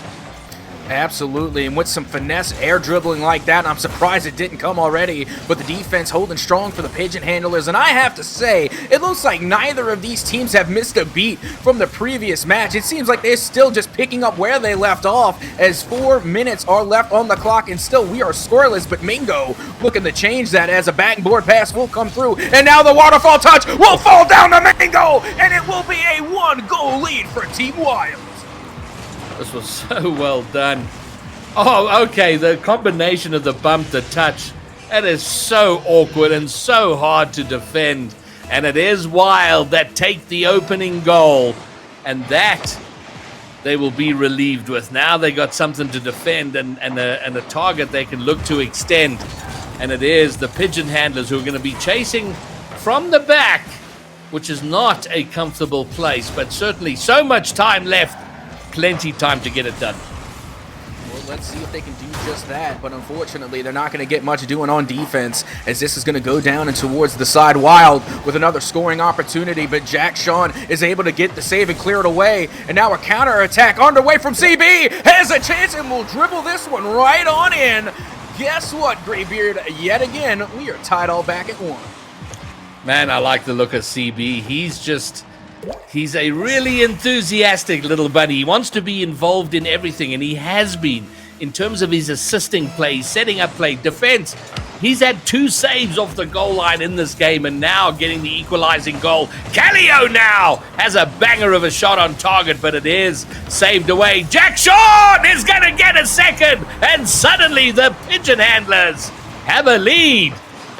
Oh yes, they are making a huge statement here. CB with the pass coming out from the corner, and then Jack Sean with the beautiful read, literally threading the needle to just kiss that off the sidebar and putting that one in, making it now 2-1 in their favor, still riding that momentum from their Game 2 win, and now making Team Wild be on the defensive end, but hold the phone, here we go, with a little bit of finesse coming out from Simus. What a shot, what a play, and we are all tied at 2.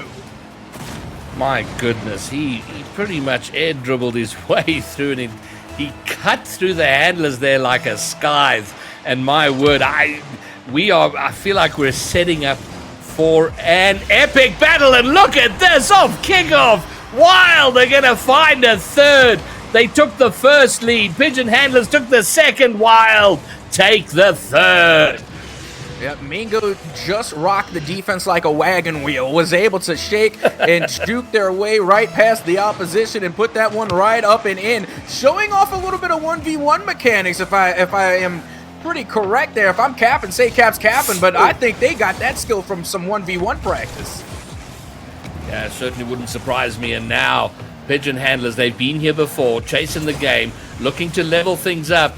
They aren't letting off the gas. Callio looks to control a little bit of a heavy touch, but he's going to be able to get the follow. Gets past one, but doesn't get past a second. It falls to CB, and we've seen how dangerous he can be. Oh, he looks to air dribble himself over the defensive Wild, but Crispy's having none of it. Yep, and now here comes the return. A slow grounder back into the side of Wild, but they will regain possession. Is now Simus, again, showing off some of them impressive air dribbles with a flippery doodah flip reset. But not much having there, as this will be going right back into Wild territory. And lucky for them, they did not just get scored on. And that awkward bounce off. Oh my word, the bump play! The bump play, the bringing around the corner was Crispy. Looking to control it. One touch goes forward and absolutely whacks the defender off the wall. And finished by Mingo. And now a 2-goal lead for Wild. Yep, with only 2 minutes left on the clock, nothing but big brain plays coming out on the field. Now in an unfortunate touch, putting this one on target, but luckily for the Pigeon Handlers, they were able to get that one out and away from the danger zone, as now another pinch will send this skyrocketing back towards the mid, and now on target as Mingo has to fly backwards just to clear this one out. Back to Crispy on the side, sending this one up and high towards the mid, but it will be answered once again by Mingo, as now Simus is going to take a turn to get the 50-50 out towards the side. Jack Sean now taking control, is able to get past one, and again getting past the other. Jack Sean looking for the touch, but both will opt out, and CB putting this on target, but it will be Simus with the save. All right, and the Pigeon Handlers certainly not letting up. They're looking for the opportunity, but Wild retreating into that solid defense we saw from them in game one, where they absorbed so much pressure. And now this shot's going to fall awkwardly. Doesn't make it in front of the net, but it is the Pigeon Handlers still in attack, still pressuring, but they've got less than a minute, and they've got to find a way to find 2 goals just to take us to an overtime. Yep, and with a pinch like that, it's definitely going to shake up things on the Wild side here, as they are back on defense, and still with 45 seconds, that's enough time to equalize. They just need to really start putting shots on target, but when you get those demolitions coming in from Wild onto the Pigeon Handlers, it's just going to make it that much more difficult, because they have to wait that extra 3 seconds just to get their teams all squared back at 3 apiece. Yeah, and it does look like Wild have pretty much taken charge here, and there we go. Simus is going to get a second for himself, a 5th for the team, and that should put a lock on this for Wild. And they will take a lead once again, a 1-game lead in this best of 5. And fortunately, it is the best of 5. We've moved away from the rapid-fire best of 3. So still time for Pigeon Handlers to find a response and force ourselves into a decider.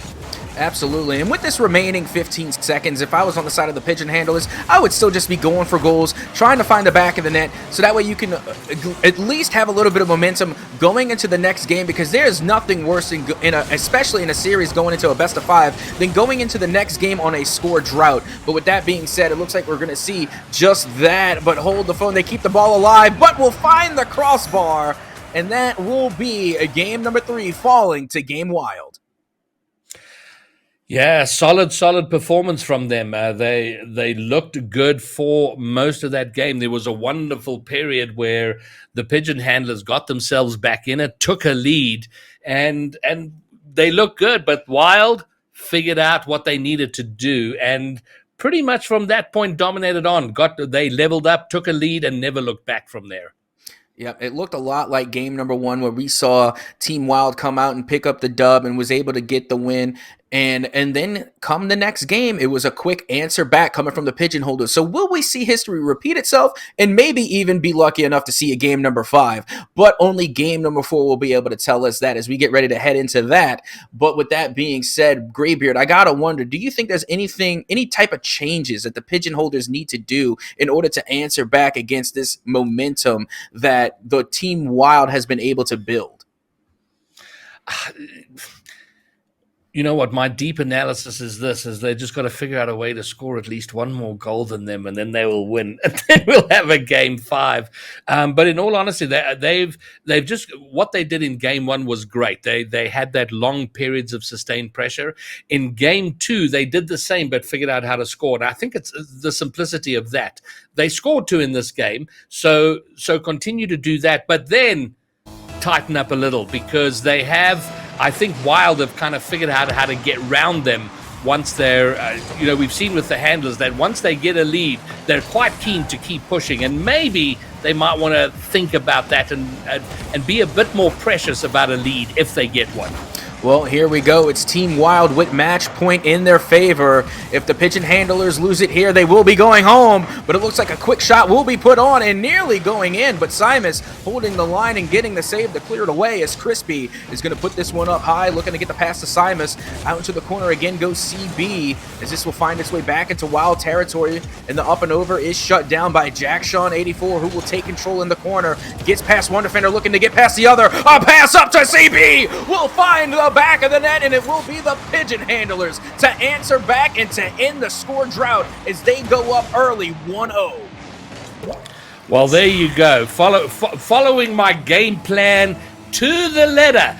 Take that pressure, go forward, find a way to score. Look at that. Why am I not coaching? Maybe we give away lessons from me for coaching in our giveaway after, but wonderful play, and again, CB involved. And I think if really important, CB's got to have a good game. If CB has a good game, pigeon handlers have a good game.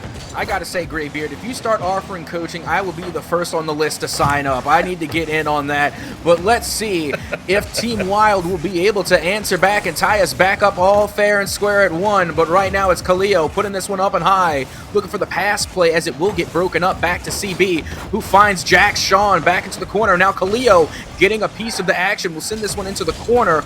And now CB once again taking a turn within rotation to make the pressure build even further for Team Wild, as finally they will try to break out of their own half only to be shut down again. And it seems that the pigeon handlers will have a short stranglehold on Wild as the battle back and forth. It just seems like a 50-50 race at this point. Yeah, and the pigeon handlers holding on for now. And what's happening here? Oh my word, okay, I thought that was going to be a very unlikely goal. It is cleared and taken away. Pigeon handler still in front, but had to survive a bit of a nervy moment there. This is the 11th game we are casting here tonight that we're showing on stream, and that's enough games to have a trend, and that trend is that in every game the team scoring first have gone on to win. If I'm not mistaken, and I think I'm not. So the pigeon handlers have won this. They've scored the first goal, so theoretically they should go on to win. Not to mention, within the last few seconds into this half of play, keep in mind the pigeon handlers not only having the first goal, but holding on to that 1-goal lead for an entire half of play. And if they can play another half by holding on to that defensive wall that they have in front of their net, they very well could walk away with a 1-goal win. But CB says, oh no, we're going to make this one 2-0. And look at this. This is all CB. He starts the play. Wonderful touch in the middle. But that read coming out there, and it has to be said, Wild missing a terrible miss on the corner, getting their team in trouble. But CB, he's popping off, and that is good news for the handlers. Yep, and now a demo there in the midfield from Khalil could stir things up for Wild, as they have yet to find the board. And now Crispy looking to rectify, and they will with an impressive double touch. That 2-goal lead does not last very long at all. Wow, nice work, and we've seen this from the pigeon handlers. They do concede once they go ahead.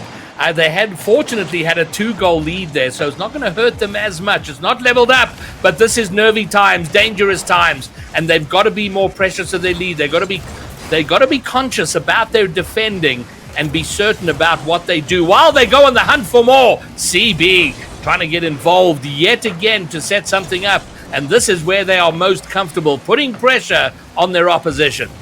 Yep, now CB taking control here in the mid, is able to get past one defender, but not for very long. They're going to recover. And now back into the corner with a pinch that looked like it could have gone the distance, but was just a little bit too far wide. And now it's going to be Wild taking control back towards the midfield, and it is intercepted by Jack Sean, who's going to send this back into Wild's corner as Crispy looks to play a little bit of defense. And now an opportunity will fall down to the wayside as the clear will finally come out for Team Wild.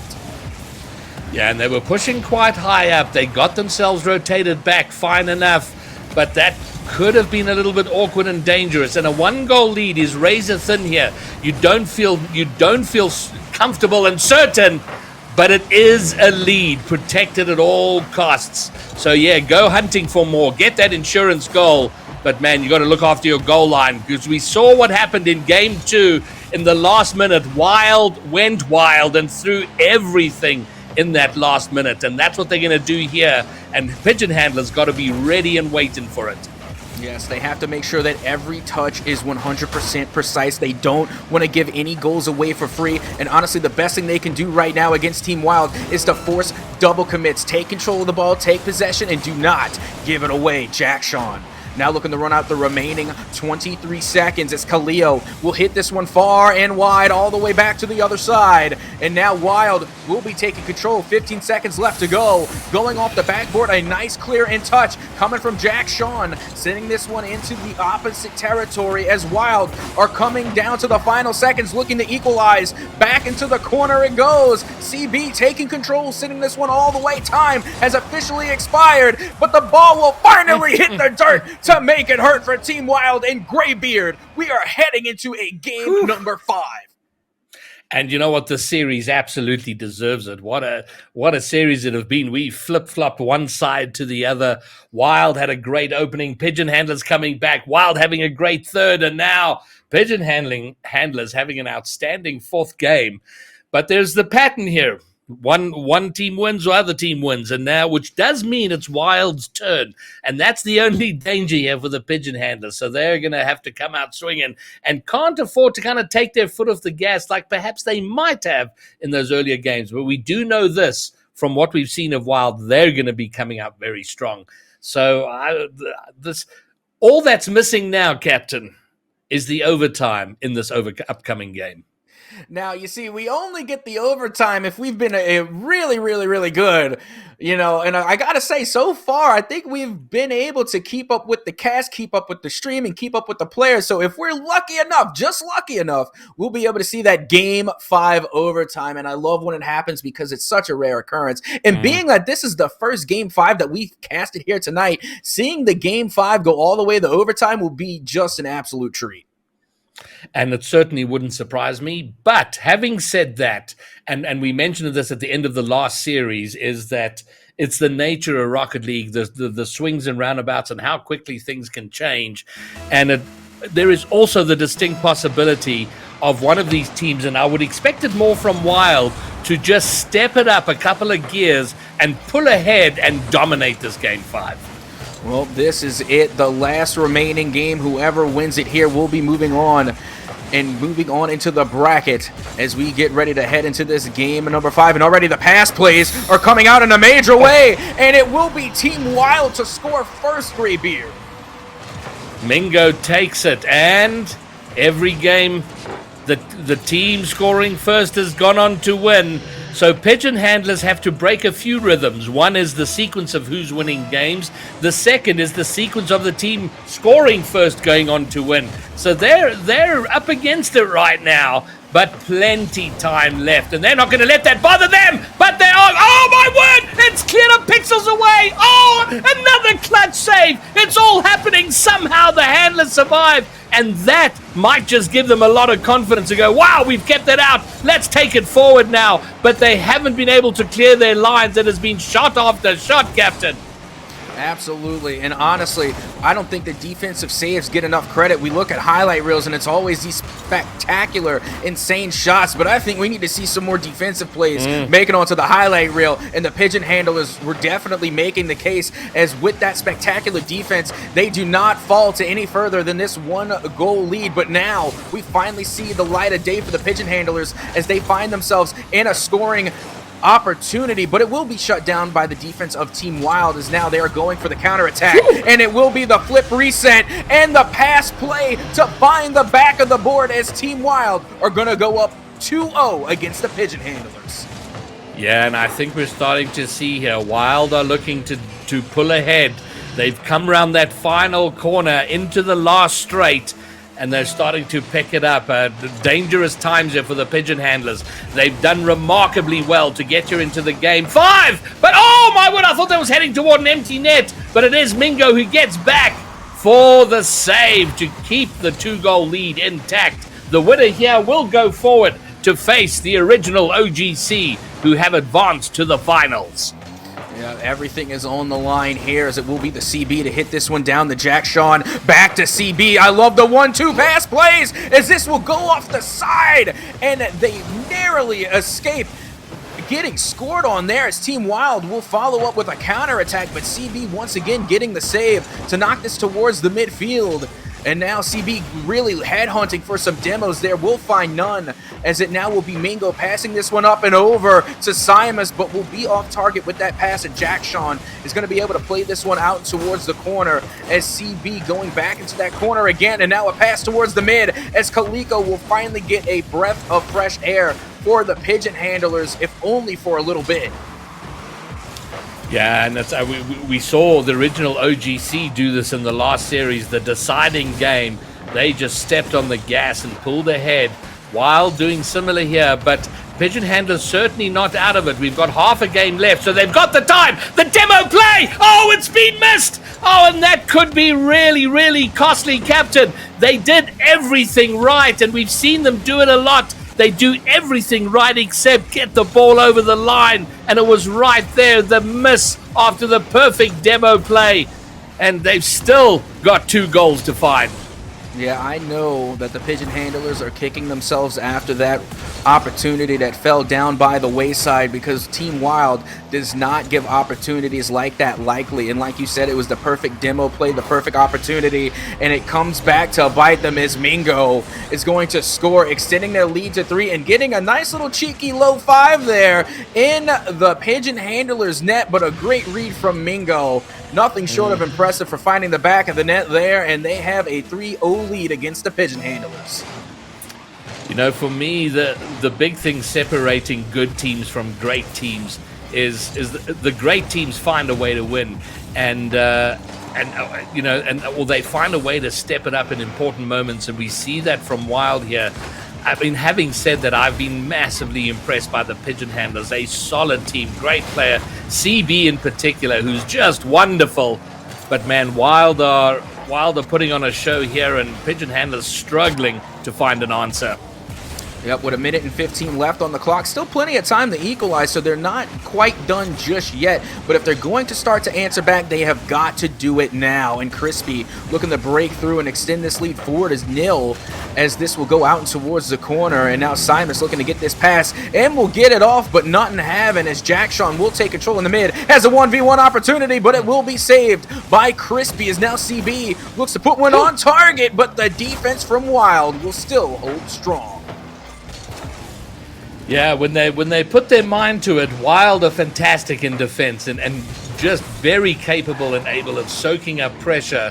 And now they're in full control. 30 seconds left. They just got to knock the ball around. Well, maybe get a 4th goal, put the kibosh on it. And clearly, Captain, we have not been good enough and will not be getting our desired Game 5 overtime. Nope, it will not be happening here. At least that's what it seems, unless somehow, some way, the Pigeon Handlers pull out an absolute miracle. But I don't think Team Wild is one to suffer miracles, as they're going to knock this one right back down in the side of their own half and not allowing any goals to be scored. They don't care how much time is left. They're not giving nothing away for free. They aren't, and we come down to the final countdown now. Pigeon Handlers would like to get a pride goal here to wrap things up, but it is going to be Wild, who have performed magnificently in this Game 5. They've pulled out way ahead and may well take it down in a shutout.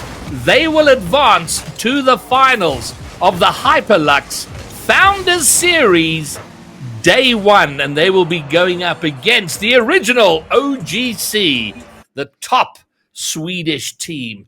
And that is going to be an epic game. Wild against the original OGC. A fantastic series, and they did so well to pull ahead as they did in the decider. Yeah, and honestly, I cannot wait to see that, but I have got to give a quick shout out to the Pigeon Handlers, who came in and performed extraordinarily well, taking Team Wild all the way to game number 5, and they have put on quite a show from the series that we saw them in previously, all the way now here into the semifinals. But like you said, it will be Team Wild to take the dub in a spectacular fashion, winning that last game 4-0, and now going to head against the original OGC, the team of LED, Meaty, and Moon. And as we've seen them play before, that is going to be quite the star-studded lineup. But does Team Wild have what it takes to take it to the original OGC and possibly be some Day 1, of course, Hyperluxe Finders Series champions? Only time will tell as we get ready to head on into the final series of the day. Yeah, indeed. And I think we'll take a short break and then get right back in to the action.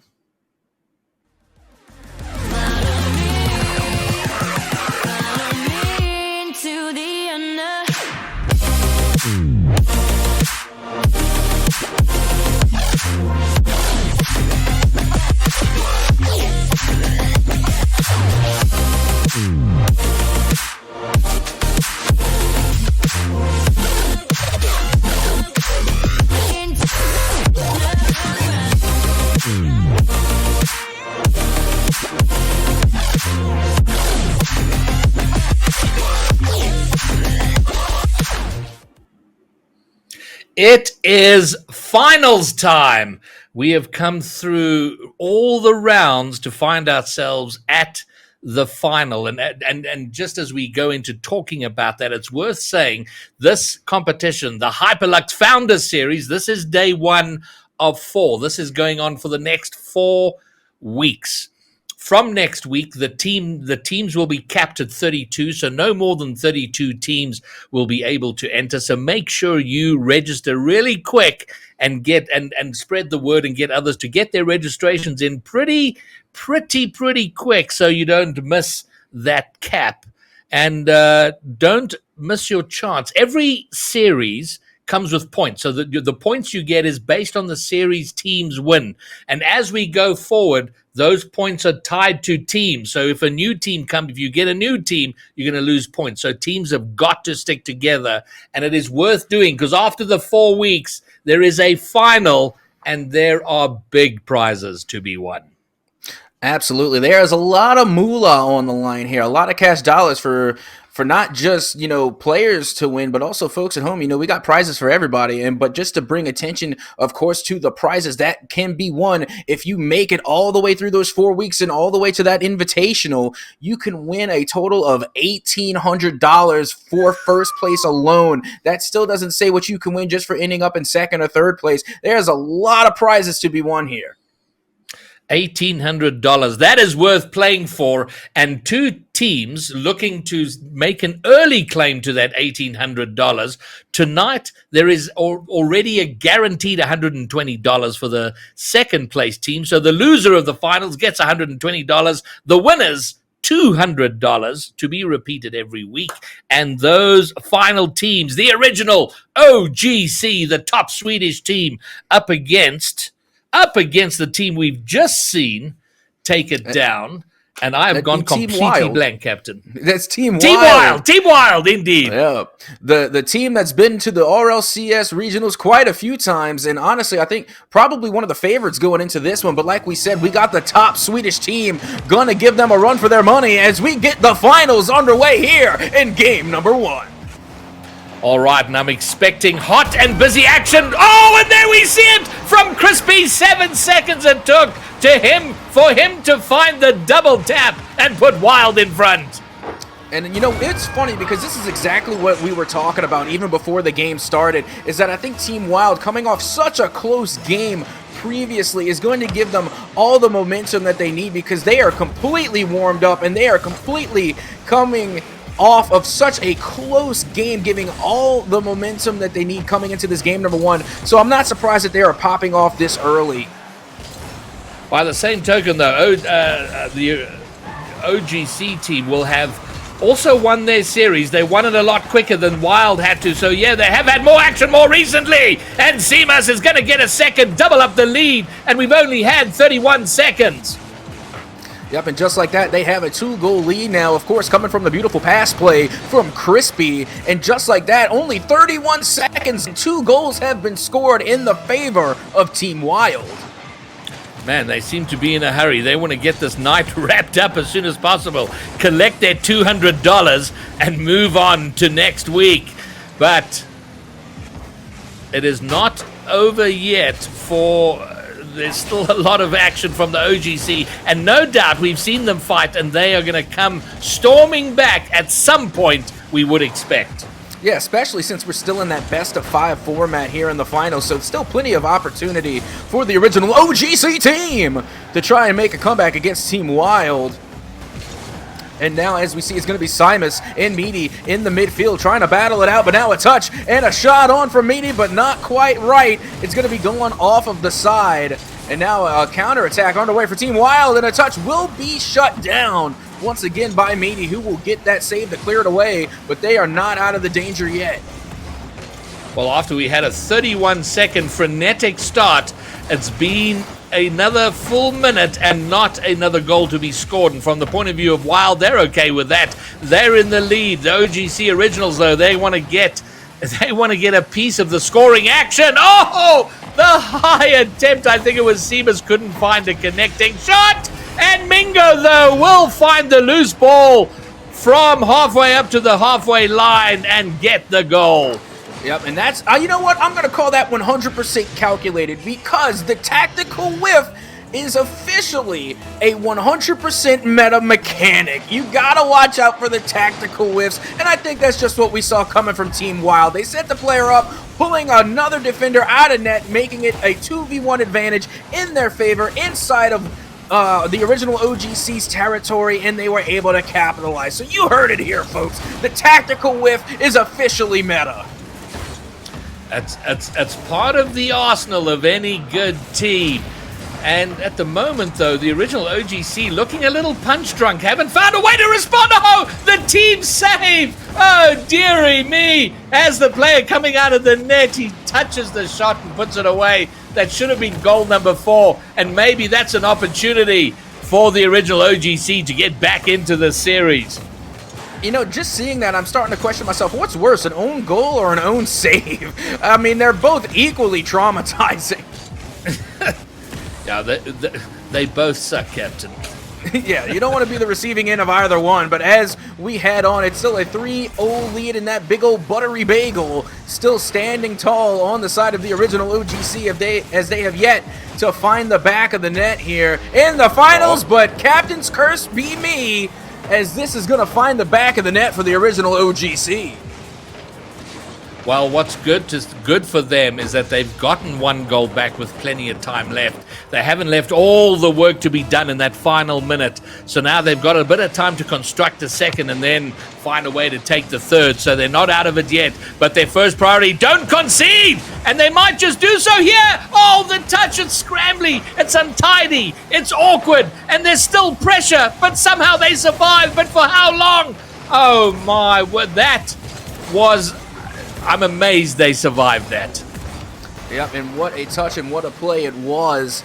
But they still hold on to this 2-goal lead, and the defense from the original OGC will hold strong. But as time continues to tick away, it's less and less opportunity for the OGC to equalize, as now they are once again on the defensive side of things as Team Wild continues to mount up the pressure. Yeah, and they had a bit of time. They had like 2 minutes 20 left on the board to score their last 2 goals. We are coming down to the last minute, so they want to get that second pretty soon, because if they score a second here, it's natural that Wild are going to be a little more tense, a little bit nervy about conceding or giving away a goal and don't want to get counted on, and that may well open up opportunities. But it's on the wrong side of the pitch now. We're now sub 1 minute, almost sub 50, and they're on the wrong side, and that's going to go in. Mingo might have just put the kibosh on it by scoring the 4th for Team Wild.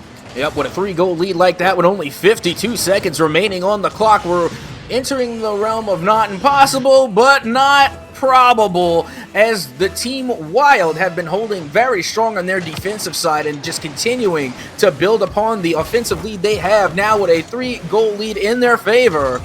It's really on the original OGC to try and come in clutch and do what they can to mount some type of momentum and strike back against Team Wild.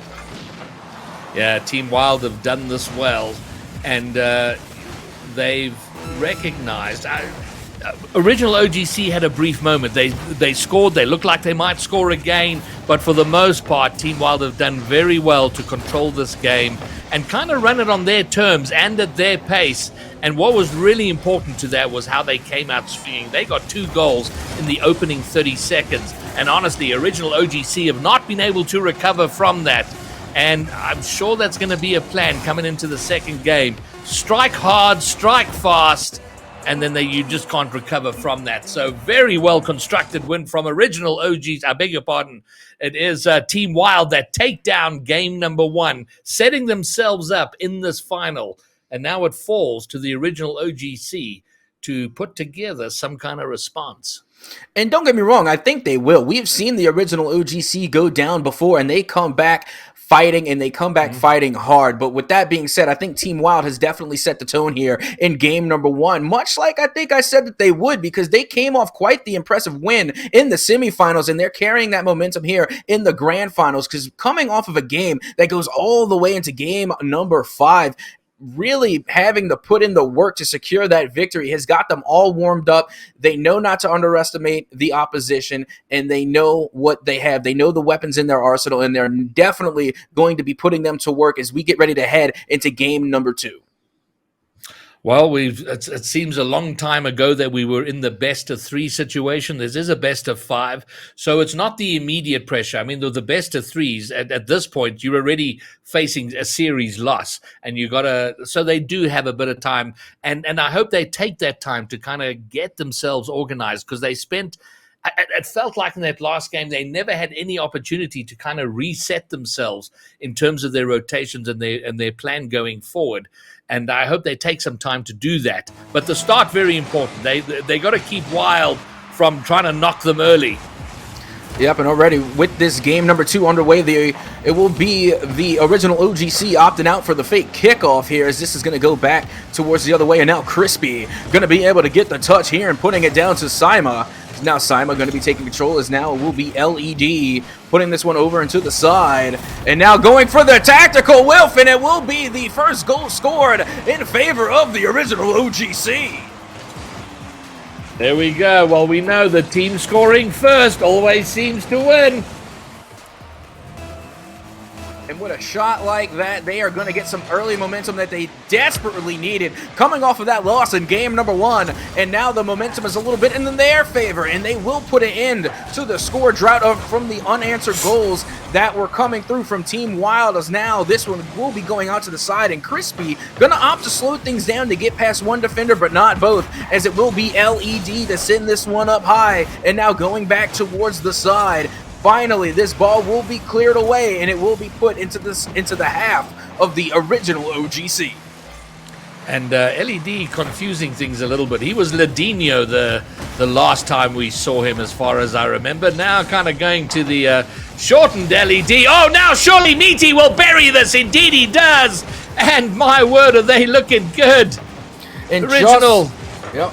I was going to say, just like that, we see the original OGC being able to strike back and get the 2-goal lead, and what seems like a kind of a slip on the side of Team Wild, as they have not been able to get the job done on defense. Indeed. Well, They've done what they had to do, come back strong. They got the 2-goal lead. And like we said for OGC in the last game, Wild have a lot of time. They got a lot of time. Oh my word! But now the script is completely flipped. At Soka, what Wild did last game, the OGC are doing now. Yeah, speaking of completely flipped, Meaty completely flipped themselves in order to get that wheel touch and to find the angle, to find the back of the net, now giving their team the 3-goal lead, and not even a minute and a half has gone by on the time, but still plenty of time for Team Wild to try and answer back. But I love the change of pace, and I love the switch of momentum. If they're able to keep this up, and they will, it will be LED and the original OGC to get yet another goal and extend their lead to 4. I'm sorry, but that play, completely backwards to the ball, jumps up. That was a magnificent finish there. Well done to LED or Ladinho, as he puts them 4. Wild scoring 4 in the last game, but scoring their 4th much later than this. We've had 1:45 and 4 goals from the original OGC. Well, if we had any concerns that they might crumble after that last game, those have been put to bed. Oh, but there's been a mistake here. They do survive it. And that would have started giving momentum to Wild. They survive it and immediately get themselves into a more positive opportunity, although no one really following that up. I think they were boost-starved and taking a bit of time to refill the tanks. Yeah, and even with this 4-goal lead, I don't think the original OGC should be taking any type of break just yet. The game is still live, and it's still plenty of time for Wild to try and equalize as we approach halftime. And now Simoon is going to get beat on the 50-50 here, as this one will go out back and towards the corner, as it will be a touch coming out from Crispy, and now going all the way back into LED, who was going to find their teammate in Simoon to hit this one down back into the midfield, as the opposition from Crispy will look for the pass for Simus, but it's intercepted and broken up. And once again, we are just seeing what seems like almost as a standstill in the midfield. Yeah, but that's good news for OGC. They're happy with that. As long as the play's kind of neutral, it's working for them. But your point is well made. We've seen how Wild can throw things at it in the late stages of the game. And if they get any opening from OGC, who kind of back off a little bit, they may well be punished for it. But time is ticking away. 1:40 to find 4 goals. It gets harder with each passing second. And if they'd scored a 5th, I would have been happy to call it right there and then. They don't score it, so Wild still in with a chance. It's a long outside chance at Soka, but a chance nonetheless. But it's thinning every second. Absolutely. Right now, the original OGC have definitely gotten the high ground over Wild, who is literally in an uphill battle at this point, with 1:15 left to go, and a demo on Crispy from LED. But that double touch from Meaty is going to be off target, as this will go back and towards the side, as Simoon looks to get a cheeky double touch and pass, and a follow-up bump, but will not be enough to find the back of the net, as this ball will go back into OGC territory. It feels to me like original OGC have sort of reached the experimental stage of a match, where you're so far ahead, you go, okay, I'm gonna try something. I've been doing this in free play. I'm pretty sure I can make it work. Like they're feeling that comfortable with proceedings that they're gonna try those little cheeky plays that they wouldn't if it was a lot more tense. But they remain in charge of this game. Wild have not had a look in for the last minute. I beg your pardon, the last 4 minutes and 30 seconds. It has all been the original OGC.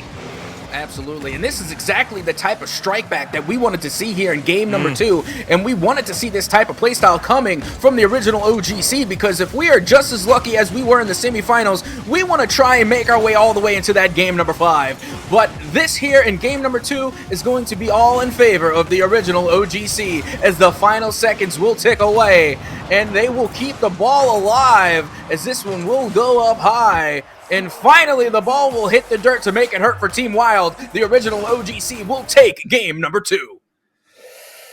Well, if we look back at the last series, that was a close series where one team won one game and the other team wins the second game.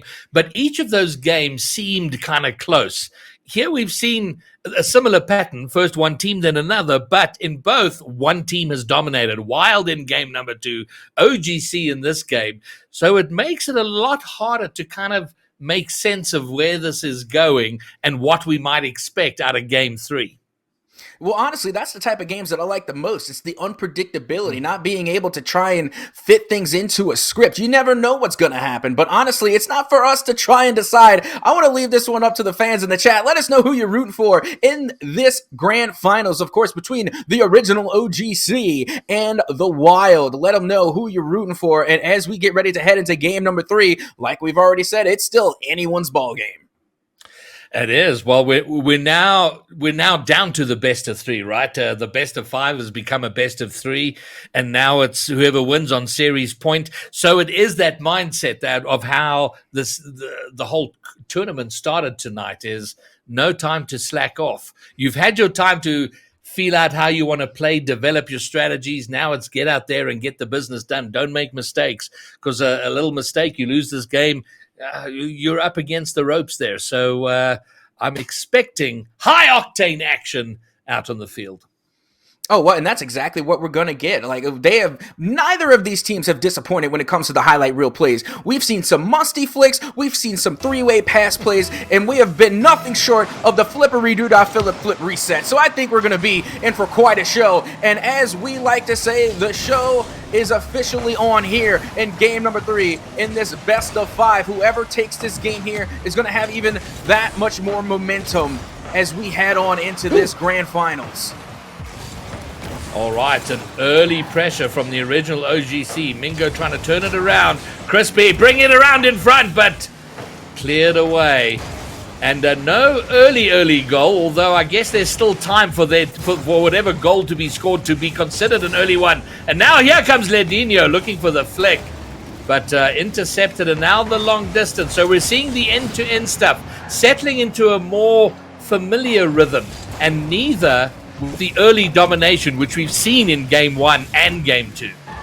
Now, we've seen games tonight end up being 0-0 all the way nearly until the clock stopped in regulation, almost sending us into overtime 0-0.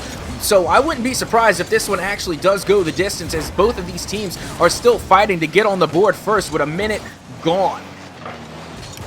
All right, and we are a minute and 10 in, and these teams are deadlocked. No score, nothing scored. And Captain, I have to say it makes me quietly pleased to hear an American saying 0-0. That's not that common, and it's fabulous. Well, I gotta say, we gotta hold true to where we're coming from. This is well, in the NA region, we call it car ball, car soccer. But you know, it's football. That's what it is, and that's where we're getting a lot of our inspiration from. So, I mean, believe it or not, in the NA, we often say 0-0 quite a lot. But yes, I can understand why that would be so pleasing to hear and kind to the ear as we get ready, of course, to move on. Now almost 2 minutes entirely gone from this game number 3, and no team managing to find the back of the net just yet.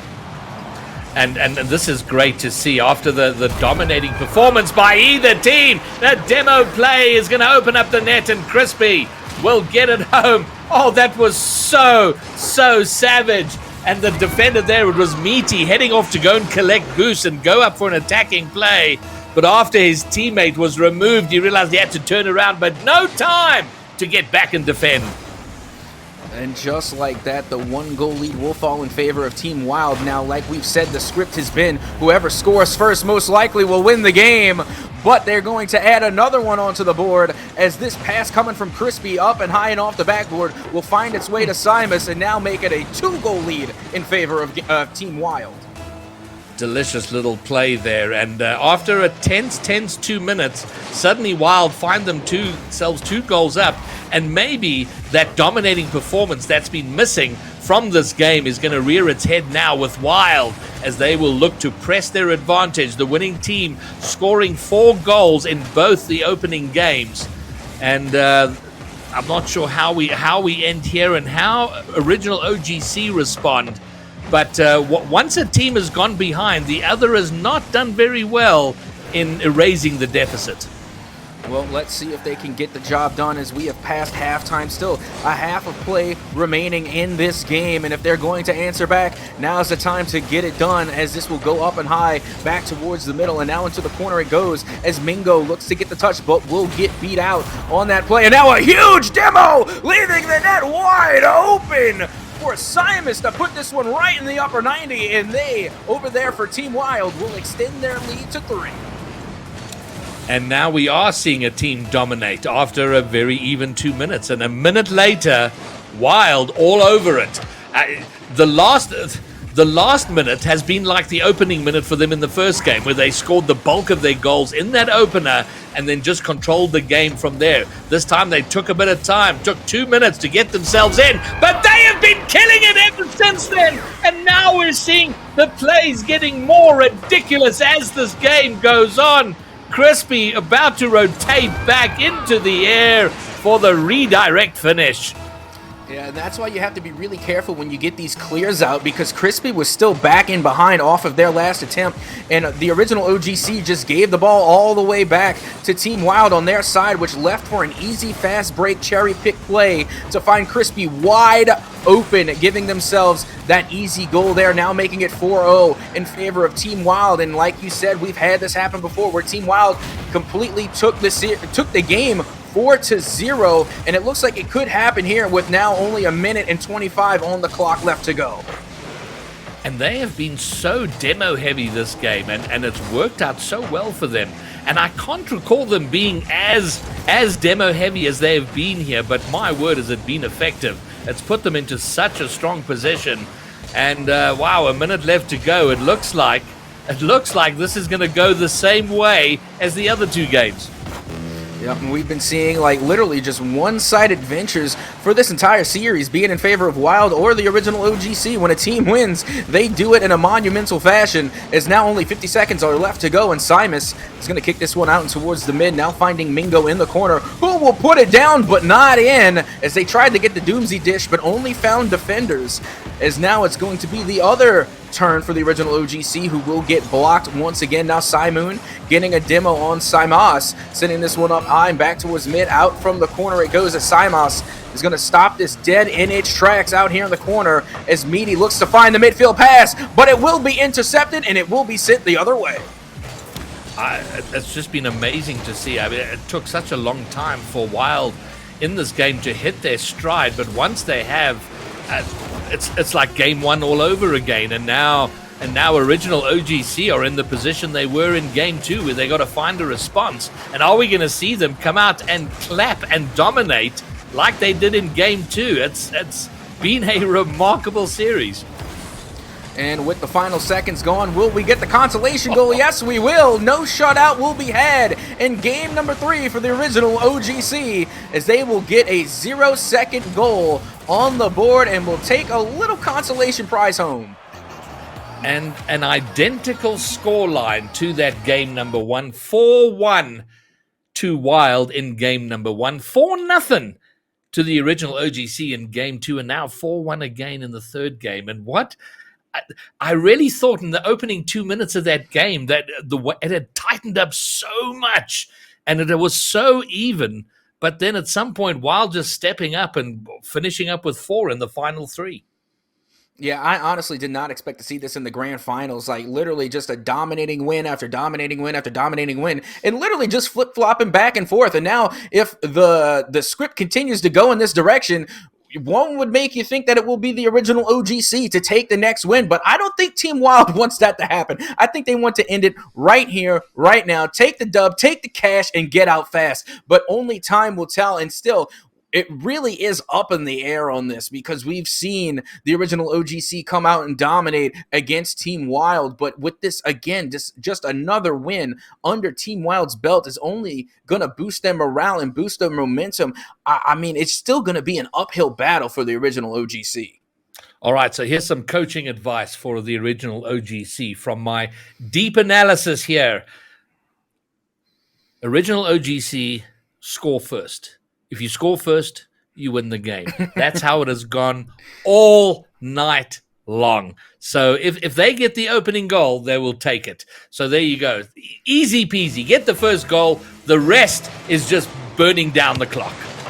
Yep, and as we hit game number 4, just a friendly reminder to the folks at home is that no matter who wins this game and who loses, both teams will be going home with a little chunk of change, as we hear Pigeon Handlers have officially finished in 3rd place and will be taking $80 home with them. So even the Pigeon Handlers are going to be going home with a little prize money.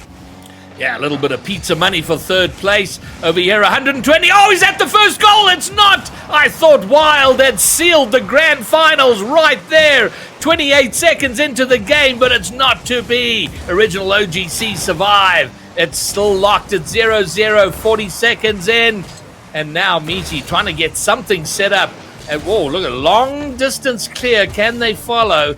No, they can't. It's going to be picked up by Ladino.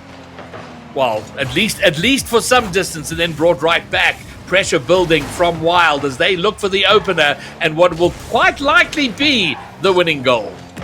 I'm not going to lie, it really seems to me that both of these teams know the pattern now, because they are playing so intense that they do not want to give up the 1-goal early lead, because whoever has scored the first goal so far has just led to a monumental landslide of a victory. So seeing this 0-0 scoreline once again with 3 minutes and 40 left on the clock is nothing but refreshing, because I hope to see such a tight-knit, close, competitive match. But the first goal has finally been scored, and it will be in favor of Team Wild.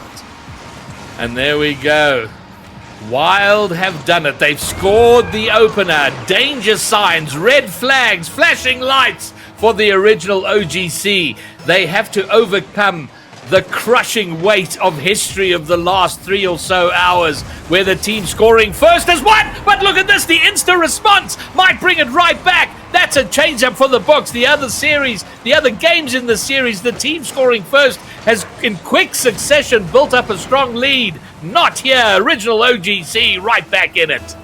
And that might technically be an own goal, but I still think that was calculated with a little bit of finesse coming there from LED, being able to take their time and get the slap shot right in between 2 defenders to hit the ball right into the hood of the opposition and send that one into their own net. 1-1 now, all fair and all square, as we are heading into this game number 4 with absolutely no signs of slowing down in the pace of this game. All right, well, it's all up to the original OGC to find their way. Wild sitting on the massive advantage of championship point. They may well be the inaugural Founders Series champions, winning $200. But we are locked even here with original OGC looking to force a Game 5 decider. And as you've quite rightly pointed out, no letting up on the action. A shot on goal is touched and saved away. But more pressure building from Wild. Yep, and they're getting the job done at the midfield. Every time you see the original OGC try and break out, it's only met by Wild, and Crispy getting on the board again off the pass from Simus, and what a touch it was. Crispy down to Simus, back to Crispy again, and they will find the back of the net, just avoiding the sidebar. Now getting the 1-goal lead, 2-1, now in favor of Team Wild. Wild scoring another lead just in the opening seconds of the second half of this game. And it does seem, despite the equalizing goal by original OGC, to me it does seem the momentum has been mostly with Wild. They've done very well. Oh, and I think a game-crushing, game-winning goal was just saved there. Meaty trying to take it to the other side. They're still in it. They're not out of it by any means. So much time left in this game. But it does seem they're spending a lot of this game, Captain, under pressure from Wild. Yes, but the more that Wild constantly pushes themselves up, they leave themselves vulnerable for an attack. So literally only one mistake and one play can change the pace of the game, as Simus will be taking their time, and it will not bear fruit for their efforts, as another pass play will unfold. But luckily for Team Wild, they are going to hold on to their 1-goal lead, as the defense will hold strong and they try and break out of their own half. And it's good to see original OGC trying to be a little more creative in their plays going forward, not just trying to hammer their way through, because Wild have shown they're quite comfortable to defend that kind of play. We need those passing plays, the plays high up into the midfield, looking for those redirects. But again, they're under pressure. Simoon trying to take it forward, but can't get very far. And OGC, so much time defending their net, and Mingo is going to get a third, and I think Wild may well have just done enough. Yeah, this was just a nice little chip shot. And like we saw earlier with the goal from the original OGC, they just hit it into the opposition and let the defense score the ball for them. Nothing having there and nothing wrong with that. It is now that 2-goal cushion that we've seen time and time again, this time in favor of Team Wild. And unless the original OGC can get their game together within this last 50 seconds, we might be looking at the